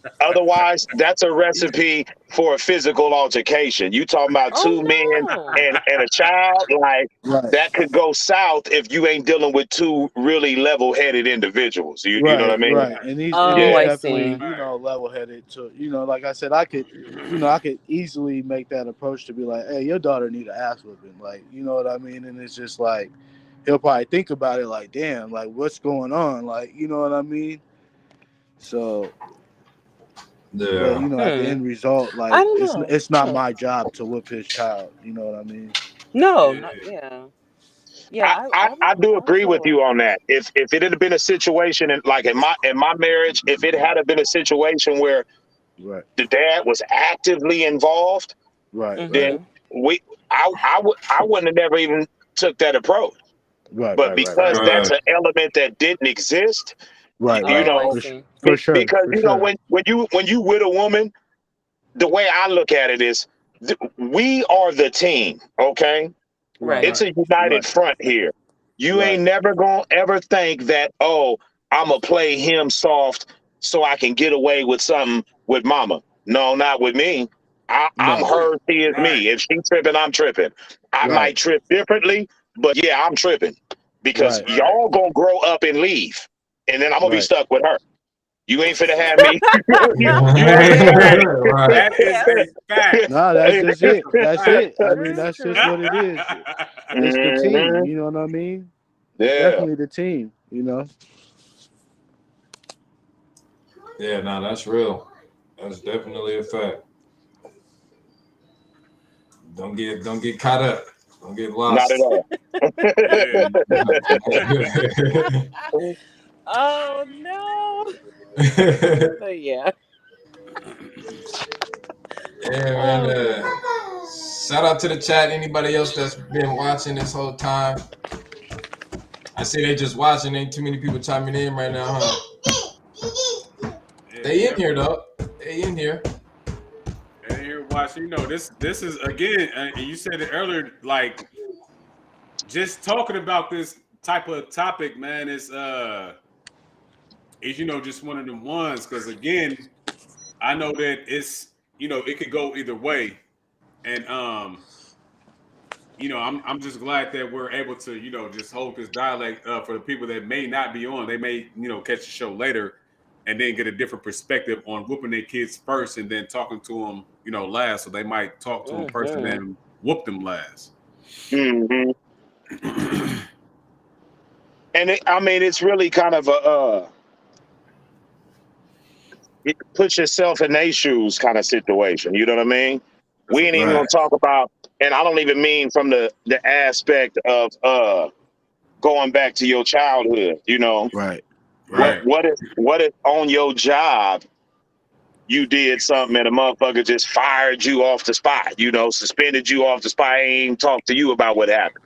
What if you speeding down the street and the police pull you over and just jump out whooping your ass and he don't know what's going, you know what I mean? Like, put Right. yourself in their shoes. Would you want somebody to deal You with you know, that way? And you Right. know we that all is. know the answer is Mm. no. So, That's a fact. yeah. You know, that is a very. I am so stoked that you brought that up because that is a dynamic that like crossed my mind recently. That whole, and I'm just speaking from like those of us who, was I the only one that got spankings growing up? No, I got spanked. Oh, no, we all went through that. Shit. Yeah, I, yeah. Okay, the whole board. okay. I'm like, good gracious. Okay, no, because in my mind, I'm like, I think that everybody's parents for like a certain generation, most of our parents are like Southern, from like Southern states. Old So there is fashioned. like that Right. cultural, you know what I mean? There is that cultural similarity of how we were raised and whatnot. Right. But that did pop in my mind. Just how that effect of having being trained, basically being psychologically trained to uh think that it's okay for like a so-called authoritative figure to be abusive to you, and then fast forward to this generation and you see like brothers getting like smoked and beat up by the fucking police, and we think that's normal. And I was thinking, like, I wonder if that has something to do with oh, because I say so and I'm the fucking authority, and you know what I mean. I wonder if psychologically that we Exactly. make that correlation. I don't know. That popped in my spirit like Hey, that was a a couple of weeks bar. ago. Absolutely. That was That a bar. I Let know. me that was a bar. You put hey, let me put me Absolutely. in the studio, man. Not just let kidding. me hey, let me take this particular time to give a shout out to Huey P. Newton. It's Huey P. Newton's birthday today. And you just Oh, now happy sparked that. I birthday! meant to say that in the beginning of the show, but you just now sparked that thought in my mind from what you just now said. So I thank you for what you just said. Because Well, it's on that type of time. Yeah, and they I think it's relative, because what you really doing if you just whoop your kid's ass off top is you're making them desensitized to violence. So Right. mm, they, from a young age, even in the Right. formative years, it's some people whooping their kids' ass when they 2 and 3 years old. So in their formative years, you're right. desensitizing them to violence. So Right. it's not a big thing. Like when you see shit happen in the street, this is what we know. Violence Right. takes Mm-hmm. place. You know what I mean? This is what happens according to how we was brought up. Mm. Damn. Damn, bro. Damn, man. That shit just goes so fucking deep. That's It's crazy. deep, bro. Hella deep. Like you said, them generational curses, that shit run deep. You know what I'm Yeah. saying? Mm-hmm. Right. It's deeper than we think about at the surface level. Outside Right. of conversations like this, I mean, Right. just look how deep we done dug into it. It started about whooping kids' ass, and look at all the different levels we done took that to. That shit run Right. deep as fuck. Right. Right. Mm-hmm. Yeah, because it transpires over so many different things. You know what I mean? At the Mm. end of the day, like And Woon was saying, like it always seems to return back to the self, like the I am. Like at the end of the day, you're realizing as a parent, like okay, they're gonna go through these things. They want to do what they want to do to figure out self at the end of the day. You know what I'm saying? Right. oh, baby That's a young goddaddy. life. He Young back here going life. crazy. I Mhm. thought he would have been asleep after that swim lesson. I thought he would have been out of here. Woke, Charged up. woke him up, huh?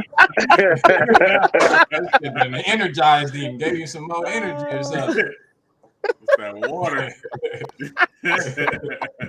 Ah. So Oh shit. where did whooping come from? Mm. It came from the slave trade. Flavor, yeah, Yeah. It, I was it's gonna say it's that. Yeah, it's definitely. learned behavior. You know, Yeah. yeah. You think about it. Any man that was that had children, any slave man that had children, what was instilled in him through his life is when you step out of line, you get your ass whooped. So subconsciously, that's what he's going to revert to when he find himself in a situation where someone he's obligated to control or keep in line. He going to revert back to exactly what he's been through his whole life. That shit, it's learned behavior, you know, and that's why it was such a fitting topic for Free Your Mind podcast. You know what I mean? We have to see it as something that's can be unlearned. Right. Yeah. Yeah, that shit. Man. Yeah. I would, because I really don't use the term generational curse, in certain instances, but I think that it fits proper for this particular topic and shit though, for sure. For sure. No doubt. No doubt. Mhm. It's kind of wild, man. So I don't know. But again, I know y'all got me deep in thought. I'm like running this through, like, that goodness. I'm still thinking about what you said, like, you know, because shit, some of y'all know, like, you know, motherfucker lived a different kind of lifestyle as a youngster, and Right. that shit didn't really phase me like that. And now thinking back to what I just said, that's kind of what made me think what I said. Like, maybe that's why violence didn't bother me. Right. I was already exposed to that at such a young age. It's like, so Yeah. yeah, Yeah. you know what I'm saying? You know, Like, so what? You know? yeah. If you put it Right. in that perspective, like, yeah, for sure. Because, like, if you think about it, Snag, like, I was a youngster growing up and around, rushing them, and I wasn't from Valley High or anything, Yeah. but just the adrenaline rush to being around, Crips, I was like, oh shit, like, I'm from here, I'm from this and that, but the adrenaline rush, I didn't care, you know what I'm Mm-hmm. saying? Because I done took so many ass whoopings, like that wouldn't even bother me, you know what I'm saying? Mm-hmm. Right. Mm-hmm. Right. But at the end of the day, like, it was always that mutual respect because, like, I came out a certain way and people would be like, oh, who's this youngster, like, where is he from? Like, they'd be like, he was rushing him. Like, you know Yeah. what I Right. mean? And then they'd be like, they figure out, oh, that's little cousin, and then they'd be like, oh yeah, he cool. But I was always ready to take that fade. I didn't Mm-hmm. care, and I would take a fade for them any day. Mm-hmm. Any day. Yeah, it's just just that the mentality that it breeds. Just Right. to tag onto that, man, it's just like it kind of and me and Self Made was talking about this off camera. It kind of prepares you. You know what I mean? Just Right. to play the opposite side of the fence. It kind of prepares you for for things that may come later in life. Like, you know what I mean? So Right. again, it won't when you're outside of your household, there's a whole different world out there, right? Mm-hmm. So again, I'm playing devil's advocate. So, when you see something outside of the household, it's not going to be such a shocker like to when you see certain shit happening. And again, just in my personal lifetime, I remember, my son being a specific age, and I took him to Valley High. Like, we was on the block and shit. And I remember him seeing motherfuckers get down all type of shit. So he kind of got that, like, from just being around me. And it's just like I didn't want him to have somebody his age now that was just like, yeah, the street shit is woody wah woo woo whatever. But it's just like, nah, my Right. dad already took me to the hood and he showed me that. Like, you know what I mean? So Right. Right. I'm not excited by that. Like, I don't need to Right. be, you understand what I'm trying to say? So there's a certain level of both sides to me personally that has to be played to keep that balance to where they understand certain things to where it's not a question to them, so that they know, like, you know what I mean? And it's Right. it has to be implemented. Mm-hmm. Mm-hmm. Yeah. Yeah, so I'm just saying to say that, whoopings. Not Why they can't beatings. be Okay. honest? Not the beatings. The beatings was personal. I promise you, the beatings was personal. Hey, so think about that though. Think about that though. My Like bruh goodness. said, where did it come from? You know, Right. the whole term whooping. That was really like the black person's form of saying the word whipping. So like the master gonna whip you. You getting a whipping. But the Right. black folks are whooping. That's where it comes from.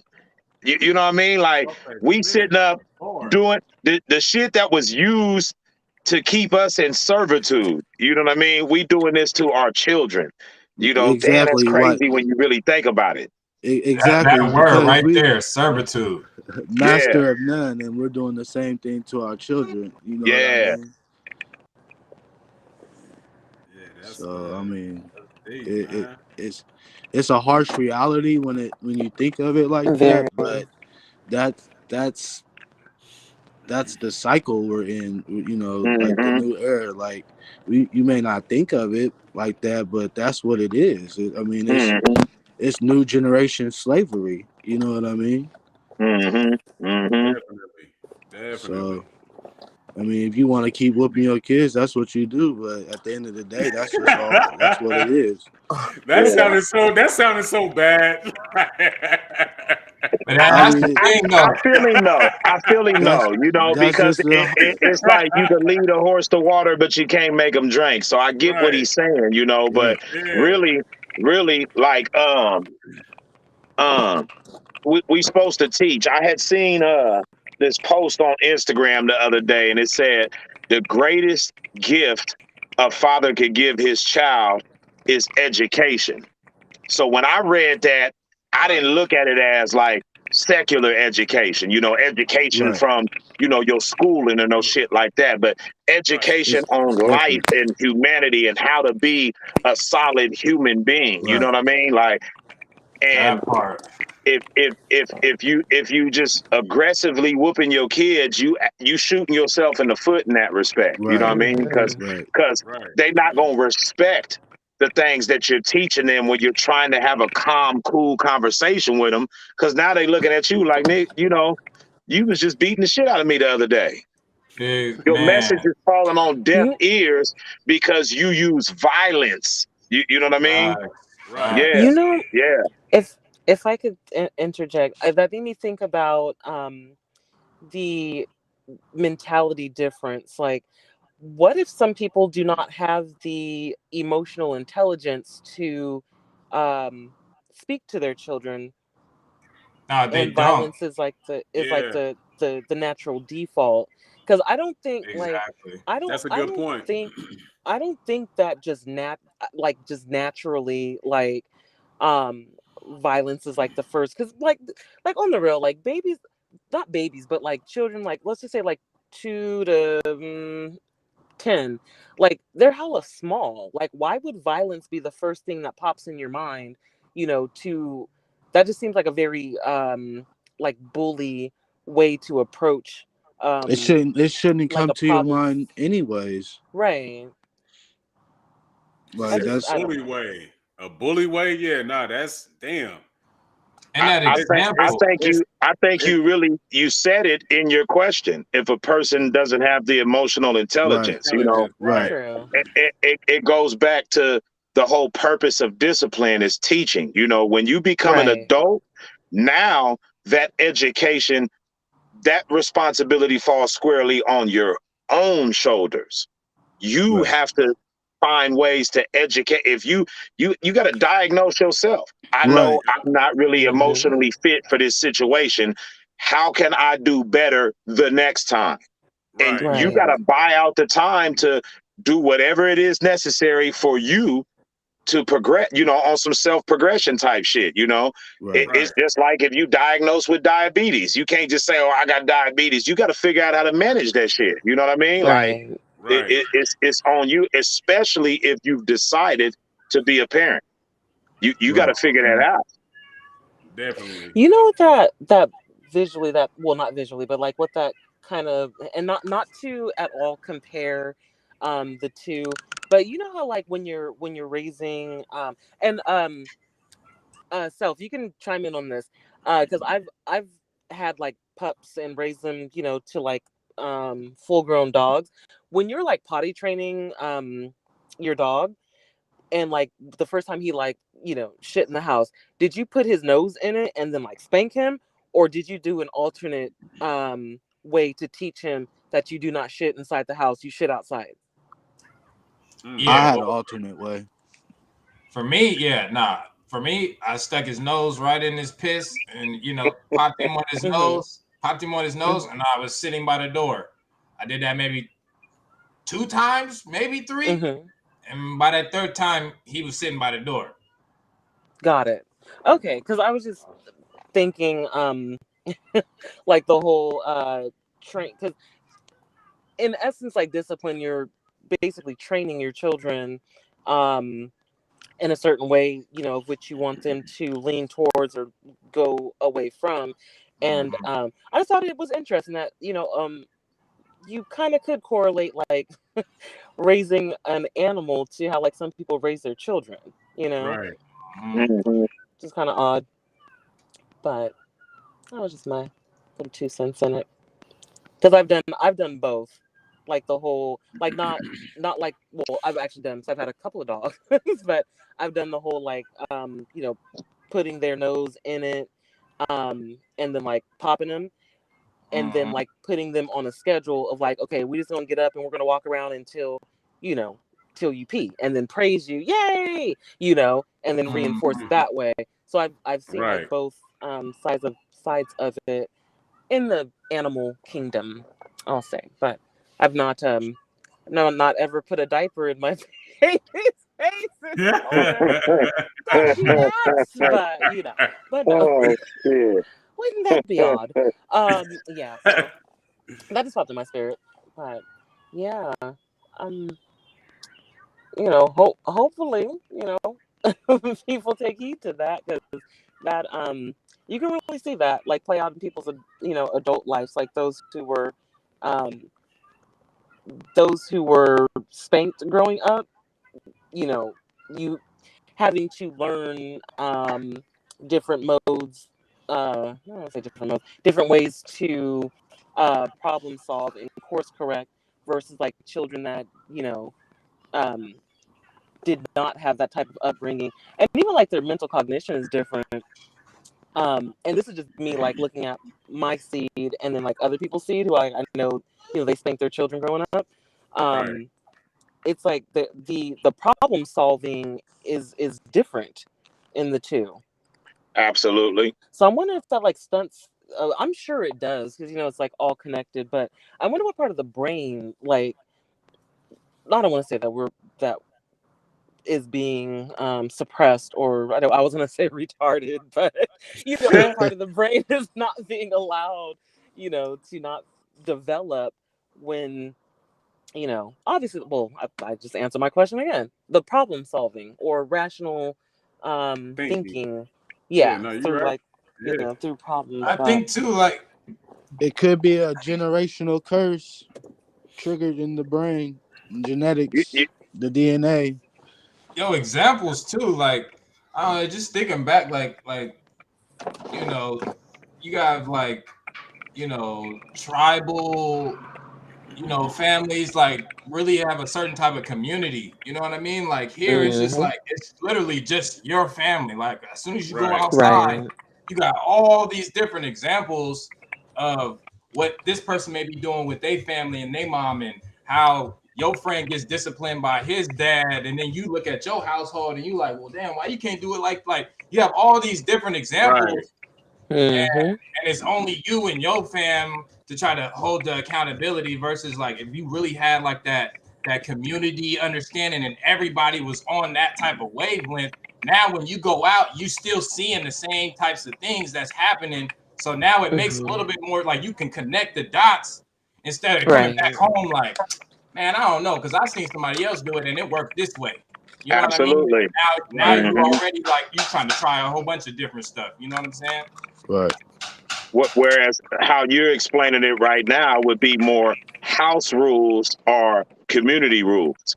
So Exactly. you get to go out and exercise what you've learned under your roof. You know, it Mm-hmm. Right. it would easily tie all that shit in together. You know, Yeah, it like solidifies it. something else you said earlier, self-made. I think it connected with what she was talking about. How children that get, you know, physically disciplined as the absolute result, they don't have the same cognitive abilities. Now, he had said earlier, I don't know if you were listening, that there was times where he felt like he didn't get to express his viewpoint, feelings, none of that on the matter. Dude, let's talk So about where it. where does Yeah, where does the let's kid get on where does that, the kid honey. learn where does a Yes. kid learn those abilities if that desire, that natural inclination is being suppressed? Like you said, Mhm. if you even had something to say, oh, you got an attitude and you talking Mm. back.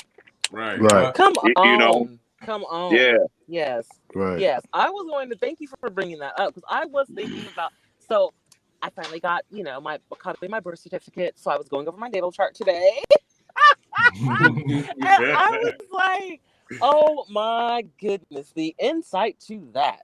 Um, yeah, that popped in my spirit. Like the whole not not being in an environment where you are able to express your feelings or be able to um voice your opinion. Like I let me know if I'm the only one, but I grew up with the because I'm the mama I say so. Like Yep, that was same. it. There was no let's rationally Right. talk about this. This is how I feel about what you Right. did. And I thought don't think that was cool. That was not, and I keep that in like my adult life, like not being able to like verbalize or express my emotions with my words, um so that is, thank you for bringing that up. That was a nice little epiphany for me, because that's totally where that comes from. Yeah. And being immune to ass I re- whoopings. I remember I was talking to one of my partners and he said that when they was younger, they made a cuss tape. I said a cuss tape. He was like, yeah, cuss tape. So I guess, because you don't know what you're doing, like when you're doing shit as a kid, but you know Mm-hmm. why you're doing it. And so they said on the cuss tape, they just let everything out, just like fuck, shit, hell, bitch, like you know what I mean. And Oh. they made the tape. You know what I mean? They just made the tape. And the funny thing about it is that they were doing that as an expression of As a self of release. being Yeah. suppressed. Mm. But the Right. parent found that tape and they got their ass. Oh, 1 second. Here's the coldest part about that. Here's the coldest part about that.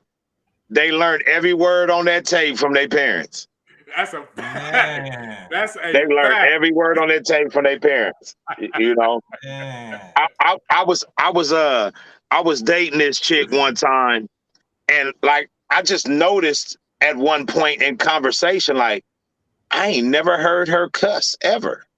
And so I had said something to her about it, and we wound up talking. She was like, that was never a part of my household. Like, I would Mhm. have to go out of my way to cuss because that's not something that ever happened in my upbringing. And I'm Yeah. thinking, shit, motherfuckers was cussing like a sailor when I did this. Yeah, You right. know, Right. hey, for me to quit cussing would be like to stop smoking cigarettes or something. You know what I'm saying? That shit is entrenched, okay? Right. Yeah, that's crazy. Yeah, man. But it's just like, when you get that suppression, like, and I'm not saying just to cuss, I'm just saying, in general, but when you get that suppression, like, what do you do with that energy? Where does it go? Energy doesn't die. Like, so how can, like, you know what I mean? It Like, you have to, transforms. It exactly. So transforms. you have to do something to release. Like, you know You what I got mean? you got to put it somewhere. You got to put it into something. Yeah. Yeah. Definitely. Yeah. That goes back to what I was saying about self-made having his kid in the swimming class. Right. Mhm. That's an outlet. You know what I mean? Whether the kid recognizes it or not, it's still an outlet to release whatever energy might be suppressed from whatever. You know what I mean? Like, Right. yeah. Yeah, that's real. It's just, man. Yeah, that suppression is that shit really run deep because you could suppress it to the point where that energy turns into a whole bunch of stuff. You know what I'm saying? Whether it's aimed at actually, you know what I'm saying, the parents, and then that in essence it could create a worse relationship. You know what I'm saying, between the two, depending on how the child is taking it. Because if they taking it really tough, and they like, oh, bro, you know what I'm saying. Now you got the kid looking at, you know, the parent like, oh, I don't like, you know what I'm saying, all these different things. So especially if they're not understanding like why you did it. Now they just looking at you like, well, you just beat me, so now I ain't messing with you. You know what I'm saying? I ain't talking to you about shit. Yeah, I ain't coming to you for nothing. Like, you know what I'm saying?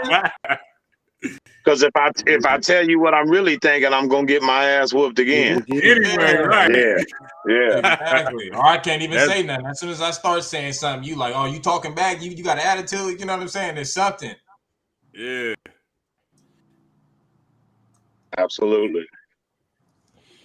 Yeah, no, you know, that should be real. And it's just like, you know, I don't know. Just like, you know, and I think, you know, Snack kind of hit on it earlier about like, you know, just doing both things. Like, you know what I mean? And this to anybody watching, like, you know what I mean? Just again, I'm not against whooping, but have the conversation before and have the conversation after. Like, you know what I mean? Yeah.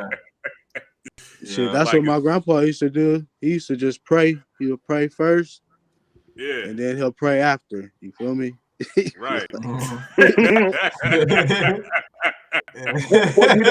I think what my aim was with doing that is I wanted them to see that, like, it don't have to be this way. Like, we don't gotta get down like this. You know what I mean?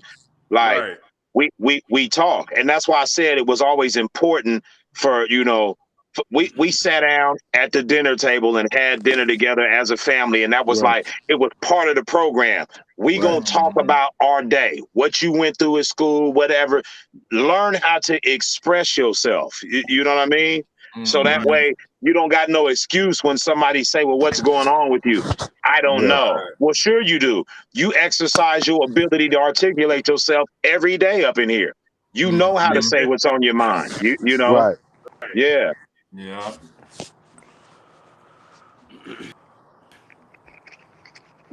Yeah, man, that's real. That shit go deep, man. This like we didn't bring you into this world not to say nothing. Right.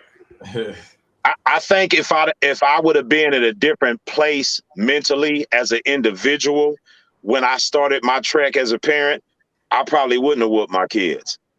And that's just keeping it real, you know, because all the shit we talked about, I can't even almost sit up and pretend like that learned behavior didn't extend to me. Sure it did. You know, because I was a recipient of it. And that's the way the human mind works.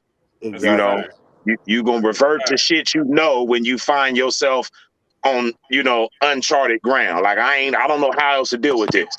You know. And again, but that don't make it the right thing, you know. Right.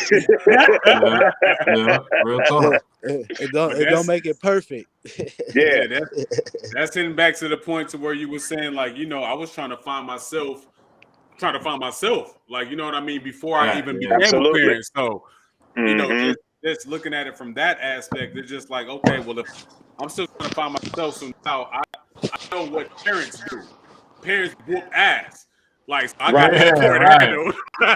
Right. So you got the prime example of what parents do while you trying to figure your own shit out. Okay, I'm gonna whoop your ass, but I'm still on my own shit. Like, you know what I mean?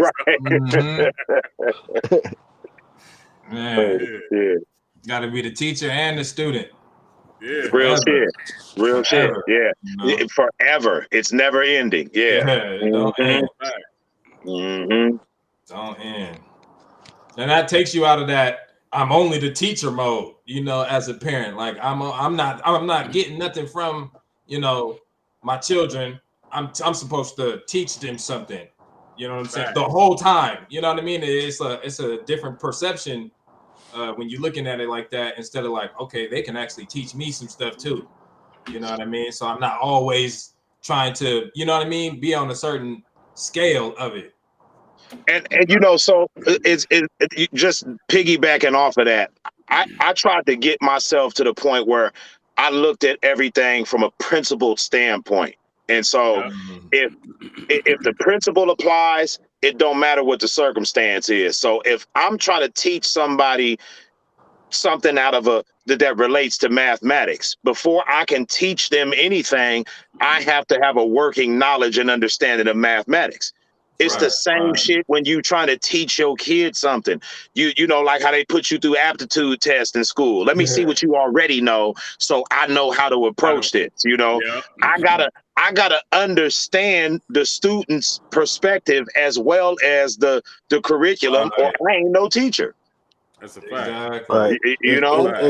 It's funny you say that, Snag, because I had a meeting today with my son's psychologist or whatever, and they was talking about his behavior and stuff, and one of the things, like as parents, yeah, a lot of us do communicate with our kids, but the help that they're supposed to be getting in the educational system, it lacks big time. Mm-hmm. So when I raised the red flag, like, hey, like, you did a manifestation report on his behavior for 2019, which was like this last school year or whatever. So he hasn't had one since the third grade. He's in the seventh grade. So in between time, there hasn't been a behavioral manifestation report done. So what makes you think this program has benefited him? You know what I mean, as far as his behavior issues and stuff like that. Because you saying basically they didn't even go back and look at the results before they sat down with you.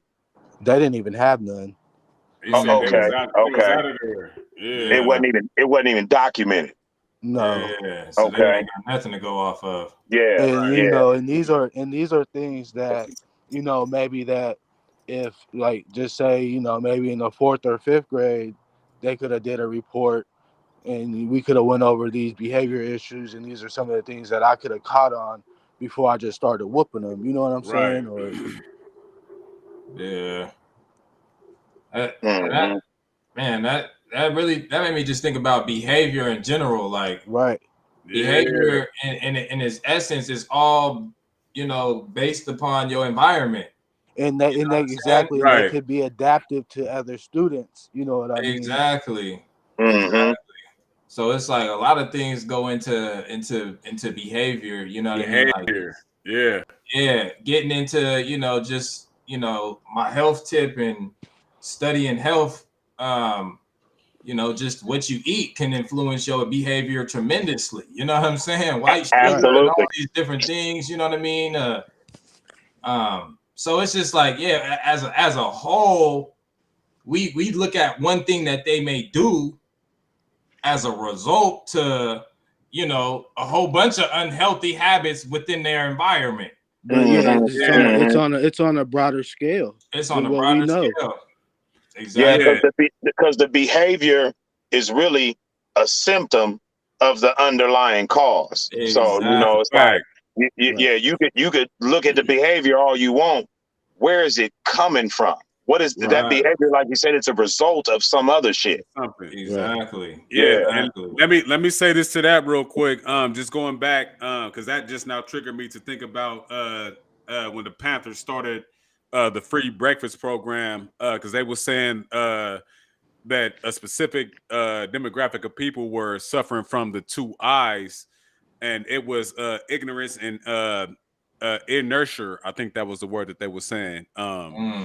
Basically saying, like, like the ignorance made them, act a specific way, and then not intaking a certain amount of food, which is why they started the free breakfast programs and shit like that. to make sure that they had, proper foods and, so they would behave. And I hate to say it like that, but make sure that they, carried themselves in a certain aspect. Like, you know what I mean? Yeah. Yeah, that's real. That is definitely real. I mean, you see that all day, with whatever it may be. Goddamn, I remember shit when I eat a cheeseburger or I'm my whole energy changed, my whole behavior changed for real. You know what I'm saying? I'm ready to chill out, lay down. You know what I'm saying? I'm irritated. I'm not trying to do too much stuff. You know what I'm saying? So. Oh yeah, you eat some of that. You eat some of that school lunch now. You're gonna be really irritated. It's crazy you said that. So like, I went through this last week twice, and I figured out what it was.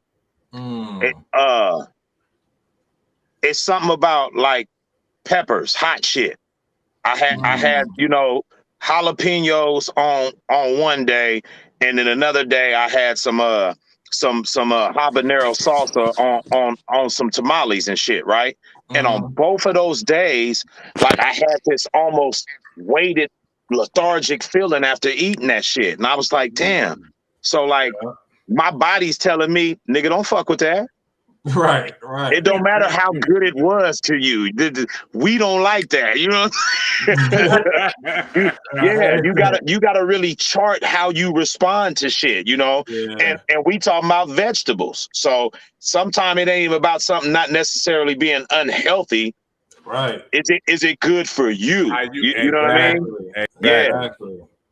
Yeah. And I love spicy food. So that kind of fucked with me when I realized that. I was like, damn, I gotta back down on this shit. What was once good, I can't handle it the same.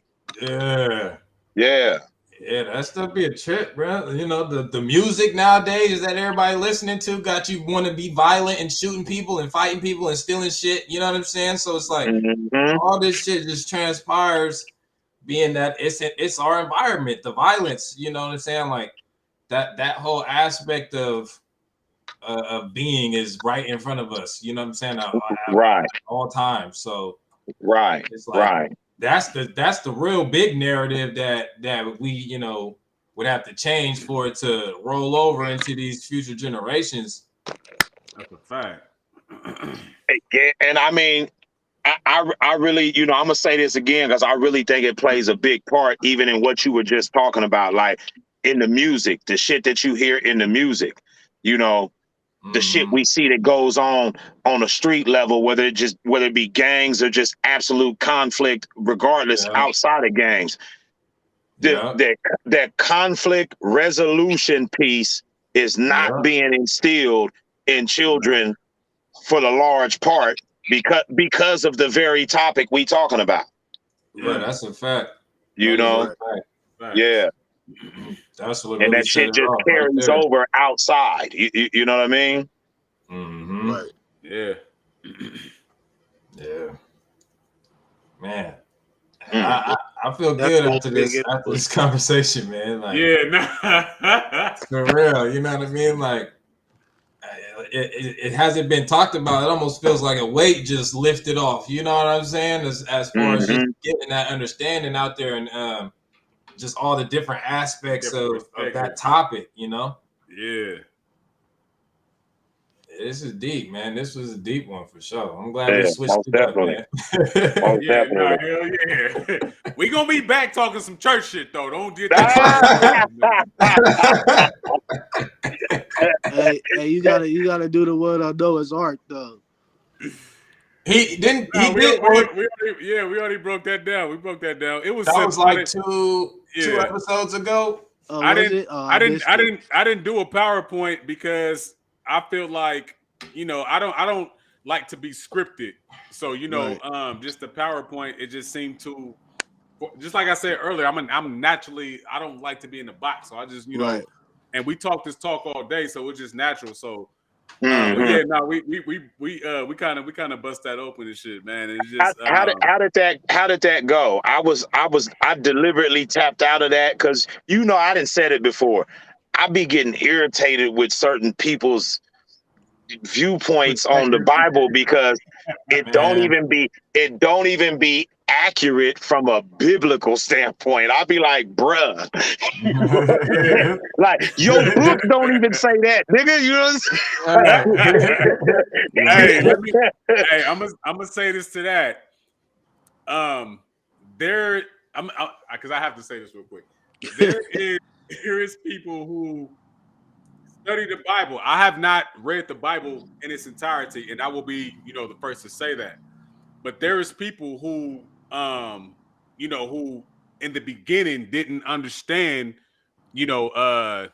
certain aspects or or different perspectives of other people's takes of the Bible, and then until we have a conversation. So, and then at the end they be like, okay, well that shit kind of makes sense, like, you know what I mean? Because when you get to a point of asking questions, and when somebody says either I don't know or I haven't heard that scripture, or just certain little different shit like that, at that point in time, it's just like, okay, well now let's talk about it then, like, you know what I mean? And then we're gonna find out what really makes sense to you other than what you just believe, right? Right. So at that point in time, and this is why I want to do the PowerPoint, because I had so many different things that was in relation, as far as science, as far as math, as far as a lot of things that came with the word ark alone, like, you know what I mean? So when we got into that, it was just, I was just like, fuck it, I'm gonna just just like say what I feel about it, and just have those as references if I need them. But the understanding was there, like, you know what I mean? The understanding was there, and I know we had this conversation about Sodom and Gomorrah, and just all of these different stories that something sparked, and then it kicked something, the whole cycle off again, right? And I meant to say this, Self-Made, because I watched the show back, and like a couple years ago, if not like a few years ago, me and Self-Made had this conversation, not particularly about any biblical situation, but he was looking at it as a lip and a circle, right? So you got a full circle, then you get that lip. As soon as it hit that lip, and then it starts a whole different cycle, right? It's just not the same thing. So it bumps up, and then something else transpires when you hit that lip. Like, you know what I mean? So Noah's son seeing that nigga naked in the cave would be that lip that he hit. Or, the daughters from Lot's daughters getting pregnant by that nigga would be that lip that hit, and then something else transpired. Or to bring it back to the first situation, Adam and Eve eating from the tree of knowledge, of good and evil, would be then hitting that lip, and then the cycle starts. Like, you know what I mean? So, there's just so many different ways how we can break it down. And it just depends on who is listening and what they were taught, and if they're willing to be open to a different perspective. Like, and that's all it is. Like, you know what I mean? Yeah, I feel it. But ultimately, again, it's just just saying that we live in a dualistic reality. So there's never going to be just one thing. It's always going to be ups and downs, lefts and rights. It's always going to be the opposite. So that's all to me that what Noah's Ark was. But then again, you still come to a higher point or a higher understanding of one thing, and that starts you on the whole another level. Like, you know what I mean? How long did that episode run? Look, I'm about to because I was just thinking about that. I think it was like 4. It was 4 hours. Yeah. Okay. Like exactly 4 hours. Look, It was. I'm gonna have to turn that on while I'm on the road or something. I ain't got shit else to do. It was 2 podcasts. It was the last 2. We had LB on there, and LB, to my understanding, he knows the Bible. He he reads the Bible. But I know Snap, personally, I know that you know the Bible. Like, you understand what I'm trying to say? So, in that aspect, you may get different perspectives or different understandings, or some people take it for face value. But again, so when you ask specific questions, and then when you are looking for specific answers on how things transpired, and when you come up with that, well, shit, I don't know. Then now you have to go on that journey to find out why shit happened, how it happened. Right. And I think that's kind of, like the way I looked at it when I was on my Bible thing, you know, there's a difference between reading it and studying it. Reading That's a it, fact. that's like you got a frog on the little table and you looking at it. You checking it out. You looking at it from every angle. It's a frog. It's green. It's got bumps on its back and shit. But until you break out that scalpel and start dissecting it, you are not studying that motherfucker. You know what I mean? Like, Right. like for me, reading the Bible wasn't enough. I needed to. I was trying to really dissect it. You know what I mean? And you can readily tell somebody that's just got surface knowledge of it, and that it'd be hard for me to listen to somebody on a Bible thumping get down, and it's like, come on, bruh. Like, come on, man. I tried. So when I tried to seen read it. that one, I was couldn't. like, I don't think I'm built for that tonight. So I'm just going. I'm gonna bypass that one. Yeah, I couldn't. I couldn't read the Bible. I tried. I just couldn't. I feel you on that. I think I got somewhere to where hella people was having hella kids and niggas lived for hella years and they died. And it was I couldn't do it after that. And I think that was in Genesis. A lot of passages, and I'm not gonna listen to somebody else's story. You know what I mean? Right. I can't do it. One thing I will say though, and I know Woon, you can attest to this, is that if you can get a certain mindset or perspective about the Bible, you will see that there's so many things in real life that correlate with some of the information in there, but not from a religious standpoint. Just there's shit in the Bible that has absolute validity, but it's laid out in an esoteric fashion. So you kind of got to really be somewhere else mentally before you even connect the dots. You'd be like, damn, now I understand what was going on here and this, in Psalms such and such. You know what I mean? It's weird like that, homie. So that's why I don't completely disregard the Bible. My viewpoint to it is just totally different now. You know what I mean? Right. Yeah. I remember when I first denounced religion, because now and I have to say this, I denounced religion, but I still kept, the God aspect of it, right? Mm-hmm. And so, of course, when I denounced the religion part, the Bible was out the fucking window, like, hell no, nigga. But then after I denounced the God part, was like, yeah, no, I ain't fucking with none of that shit. And then when I started tapping in with me and just tapping in with life and just tapping in with nature, I was on a mission. I was studying hella shit. And I was like, then I started catching scriptures from people who were like, hey, you can't denounce the Bible without at least reading that motherfucker. So when people were sending me scriptures, as soon, and I hate to say it like that because I don't want to sound cocky, but as soon as niggas was sending me scriptures to read, I was already on an esoteric state of mind, or you know what I mean? So when I was hearing them, I'm like, hold on, nigga, you know what that's saying for real? Or at least to me. Right. That's what I'm talking about. So I was like, hold on, wait, that's saying, and I never read it. Like, you know what I mean? So I'm like, hold on. This is saying what I'm saying, but it's saying it in a whole different fashion. So when I was reading them, I was understanding them and was damn near able to break them down to where people was like, hold on, nigga, like, I'm not going to say you're wrong, but that's not how I was taught. Like, you know what I mean? Well, you know what it is? At least how I look at it now, it's coded language for some way deeper shit. And if somebody doesn't pick up the code, then hey, it's still good for you to teach you how to live a more, a better life. You know what I mean? But it's there's people that deeper walk shit this going life, on in there. Period. It's definitely people that's walked this life for sure. Yeah, and that point right there. So when they talk about revelations being at the end of it. It's just like, nigga, when you come to a certain perspective of your life, everything is going to be revealed to you anyway. So that has to be the end. Like, you know what I mean? So when it comes down to just the niggas who was on a specific frequency, I don't know if the Bible was comprised of a lot of different people or if it was just one person that divided whatever.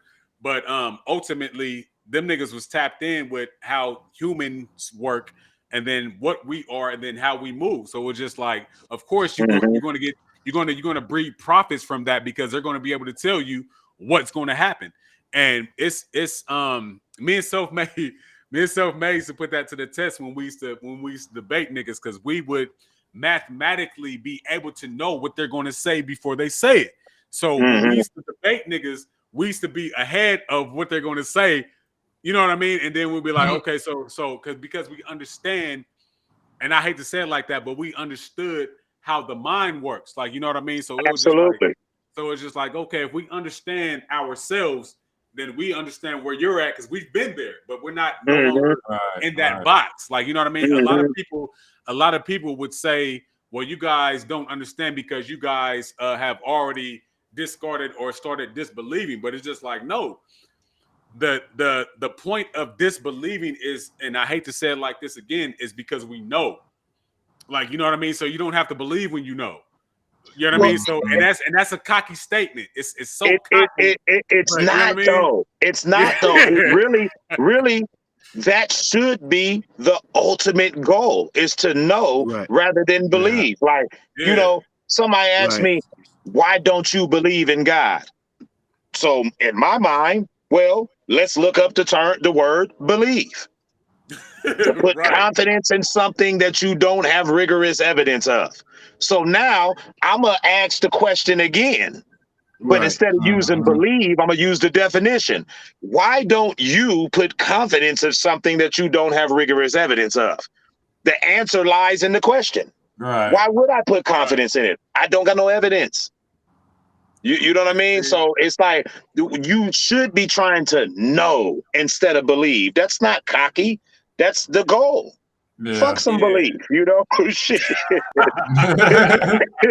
belief. I want knowledge. You know what I'm saying? That's a fact. And what that does is you have to humble yourself to say that there's a lot of shit I don't know.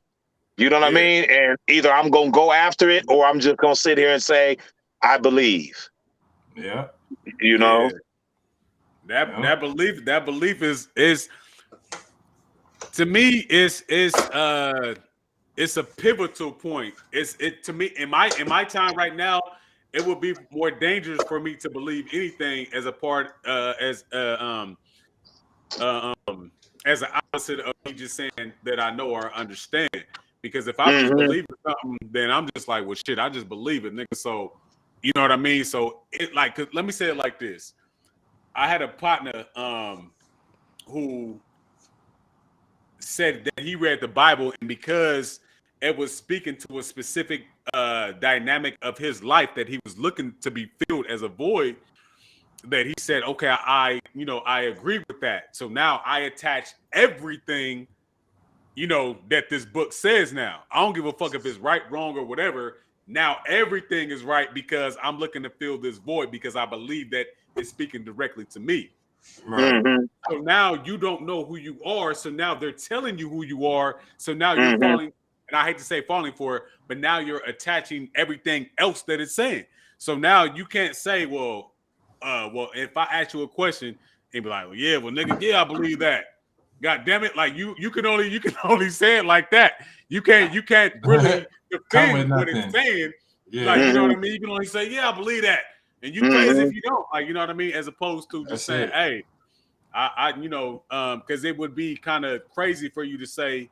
And I heard certain people say like, well, I fuck with this part of the Bible, but I don't fuck with this shit, because it's just like, okay, well, how does that work? I'm laughing on the inside when I hear shit like that. Right.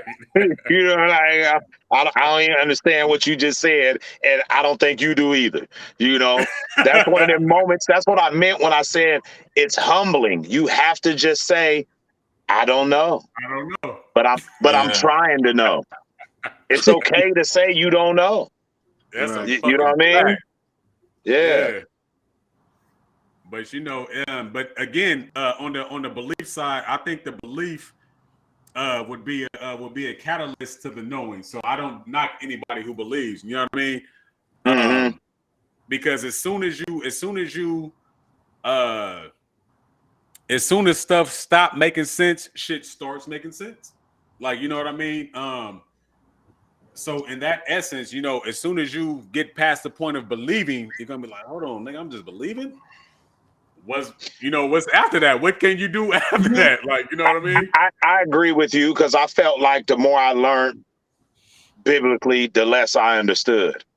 And I used to have to try to talk myself into believing because the Right. reality was Yeah. I was trying to find out from the gate. Okay, Right. well, if I just embrace this and believe it to be real, that light bulb gonna go off at some point in time. And But it that's why I never was did. such a diligent student of the Bible, because I was like, I'm gonna find this shit. I'm gonna figure this shit out. Did the But the light Right. more bulb ever I go learned, off? the less I understood. It was like, I don't know, it seemed like it raised more questions than it answered. And after a Woo. while, it just became exhaustive and I tapped out. Like, I'm cool. Like, I don't, Right. I feel like I'm spinning my wheels. You know what I mean? Right. Yeah, and Yeah. let me say, I have to say this to that real quick. It's so dope because it will take you back to yourself. Like, you know Right. what I mean? So that's what I mean by the belief part. Like, the belief part is so dope because once you stop believing, then it's just like, nigga, man, fuck all that shit. Right. And you have Right. to come to that point. You Right. right. You right. When you put it like that, Right. absolutely. Yeah, absolutely. Can you Hmm. put You logic get and you become more grounded right Yeah. Right. with for Earth, reals? Mother Nature. Can you put logic and belief in the same in the same boat? Ooh, Mm, that's Logic deep. and logic and belief. Logic Yeah. and belief. Um, Yeah. that's a broad one, but I'm gonna say based based on based on the definition of the word, I'm gonna say no no, I don't because think so. because like I said, the very definition means it's about you embracing some shit that you can't prove. Right. So Right. that don't Yeah. seem logical to me. Right. You know? Right. At least the logic gonna make sense. You know what I'm saying? Exactly. Exactly. Yeah. Yeah, Mhm. there's been too many debates or bills that I've been into to where I know people forfeit their logic just to That's a uphold their fact. beliefs. Like, That's you a know what I fact. mean? I'm gonna uphold this belief. Fuck logic, nigga. I'm gonna just uphold my belief. Like, Right. nah. Right. That's because a lot of times there's an emotional or a sentimental attachment to their belief.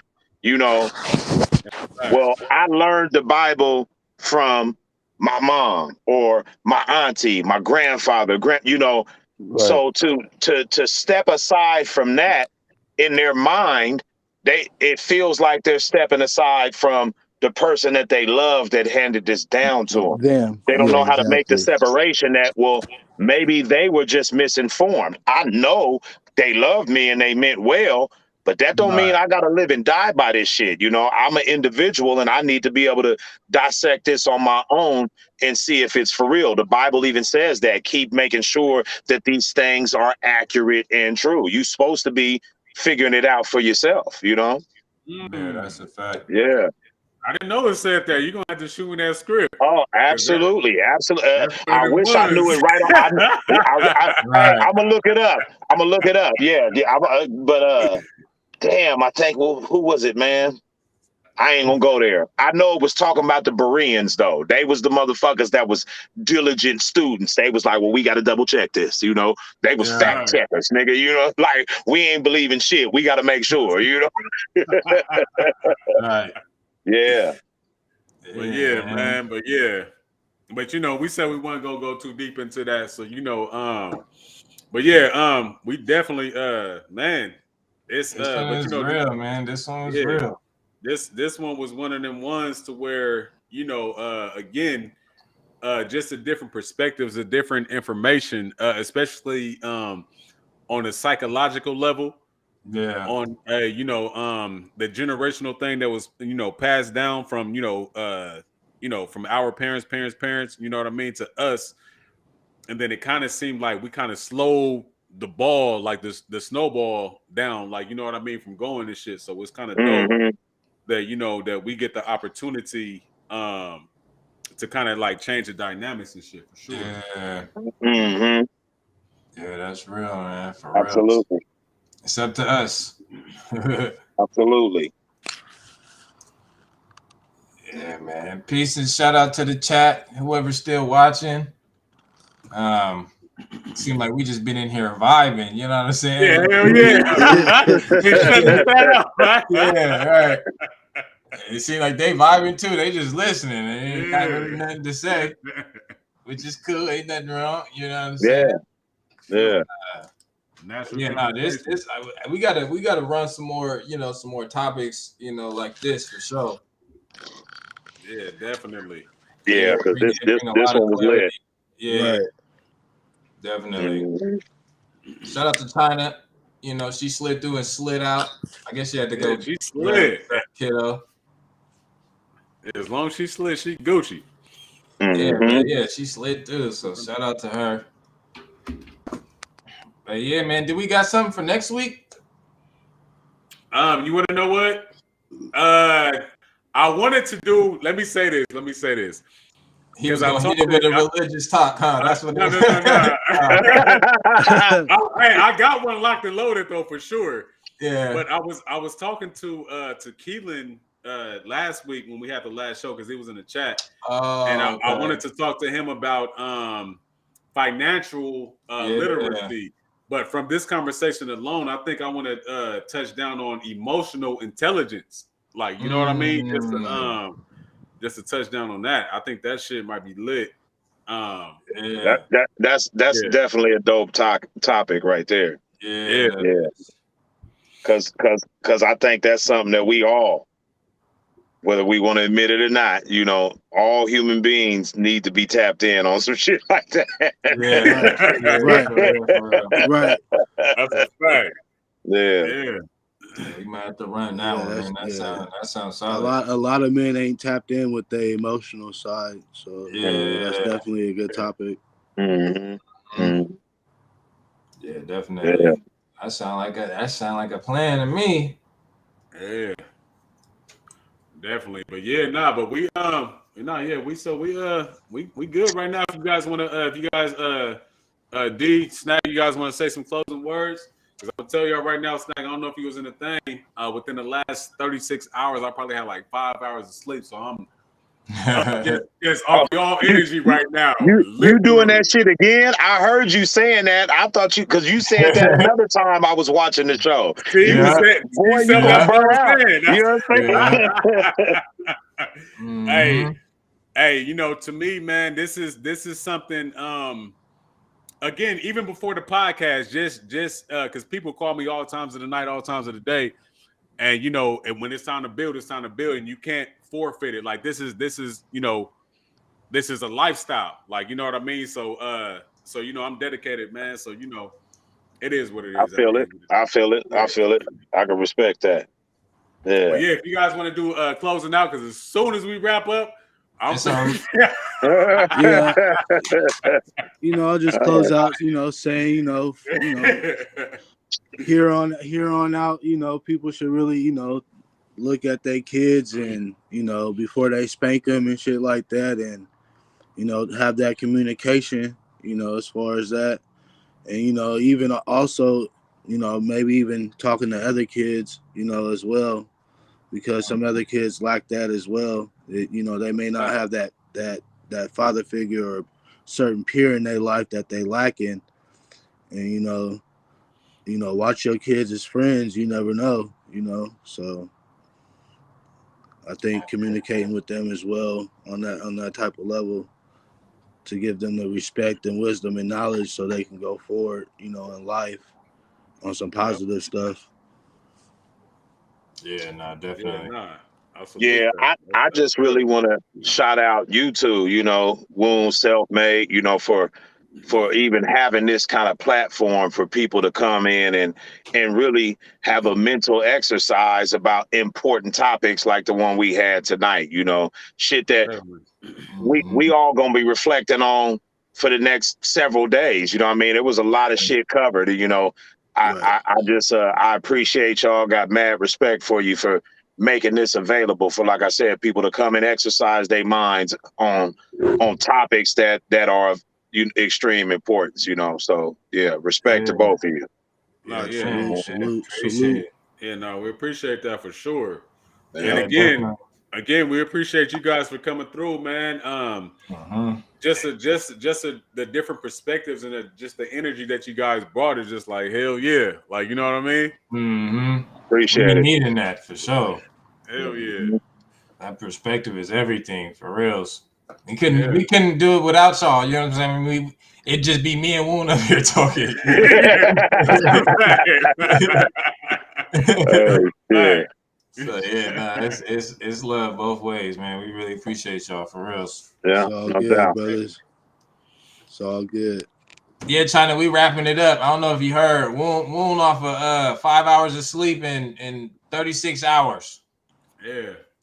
And I just now drank a whole bottle of goddamn Bel Air. That boy finna sleep like a rock tonight. Oh, shit. Now we're gonna have to we could get her on next week if you open. Yeah. Emotional intelligence. Emotional intelligence. Hell yeah. Is the topic next week. So if you got some time, we could definitely get you on. I know it was kind of just on the fluke anyways with today, But yeah, glad you pulled through. We could get you on next week if you want to slide through. It's already booked. Yeah, she already got VIP. Yeah, VIP. Oh shit. All right, y'all. I'm gonna tap out. I'll get with you the next time around. All right, bro. For sure. Salute. Yeah. Yeah, man. Another one in the books. Today, man. Hey, today was powerful for sure. Yeah, man. The vibes was so dope, man. It was just like, just sitting and hearing people's stories and how they, would put it down in their situation, not only as parents, but when they were, kids and shit too, and how they reflected on how they parent because of what they went through as kids. So exactly. That shit was bananas. Yeah, that shit was crazy. Especially being and it being in the stepfather or mother position. That's too, yeah. Niggas came from all angles, like that's what was dope. You really was able to, see the picture that was being painted because it was being painted from all these different, perspectives and angles and shit. So it's like afterwards, it's like, okay, I see it. You know what I'm saying? Like I got the picture. Yeah, definitely. She said, "My apologies coming through like a damn hurricane, but y'all know how I do working in progress." Hey, you came through that. Like that's all that matters. Like, come as you are. You know what I'm saying? It don't matter. It don't matter about none of that. Exactly. People got to hear your voice. I got to hear your voice. China come through. China come through with that energy. China has and I hate to say China because I already said it, but fuck it. China has a specific energy when she come through, and she always has that same energy. Like, you know what I mean? So that's how she is in real life. So for people who's hearing her speak, that's how she is in real life for real. Mm-hmm. Yeah, definitely. But shout out to you. Shout out to her. Yeah. Till next week, emotional intelligence. That's gonna be another good one. So definitely looking forward to that. We gotta holler at some people, see if they're trying to get in. Yeah. Have a little panel or whatever. Yeah, I think because we kind of did we put this topic out today? It was today, huh? Yeah, so we really didn't give people the opportunity. Exactly. We could drop the other one a couple of days. You feel me? I know sometimes it'd be like, boom, at least the past couple of weeks, just coming up with topics. Yeah. In general. So, but yeah, now that we got this one, we could for surely blast that, a couple of days. Early, yeah. And then again, like I don't know what Facebook got going on, but I can't even go live. That's some crazy shit. Like, you know what I mean? I don't know what is going on. So right. You said, but go get some sleep and recharge your battery yourself. Get your daddy. Right. Yeah, finna do all that. Yeah, and it's crazy because I'm finna watch some. I'm finna keep this because this is what every time we get done wrapping up, I go back to some high frequency shit, and I cannot go directly to sleep. I don't give a fuck what's going. It's gonna take a second to just let the vibrations chill out for a second. But yeah, man, I ain't gonna hold you. She said y'all need to come to Clubhouse. Huh? Yeah. Possibility, might have to set up the phone or something for that. Yeah, definitely. But yeah, we might have to see what's up. Yeah, it's a different outlet. Yeah, for sure. But yeah, man. You got anything wrapped up? Yeah, closing things. We good? We good. I don't even know what episode we in, but look, consistent. Hey, we've been consistent though. I'm gonna just say that. Bro, we definitely have, bro. I was thinking about that earlier. Like, man, we've been rocking. Yeah, no days off.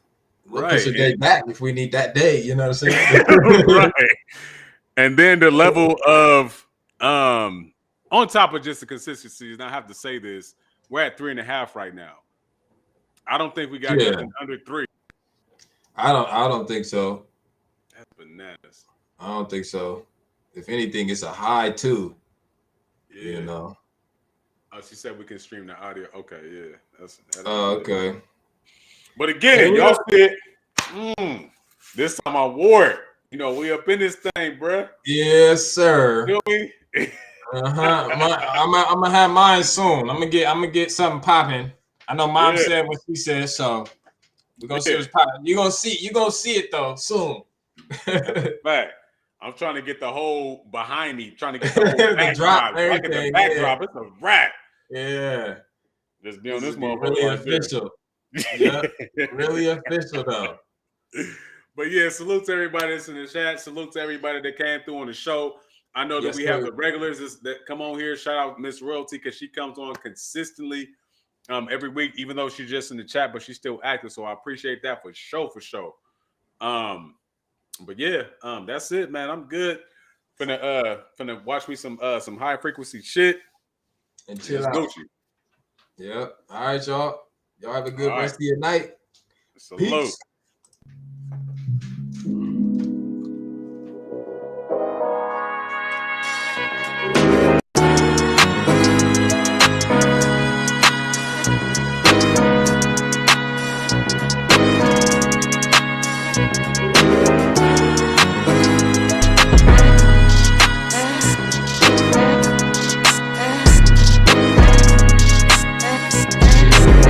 Always going up, you can't take from us. We ain't slowing up. Look what life gave us. Always going up, you can't take from us. We ain't slowing up. Look what life gave us.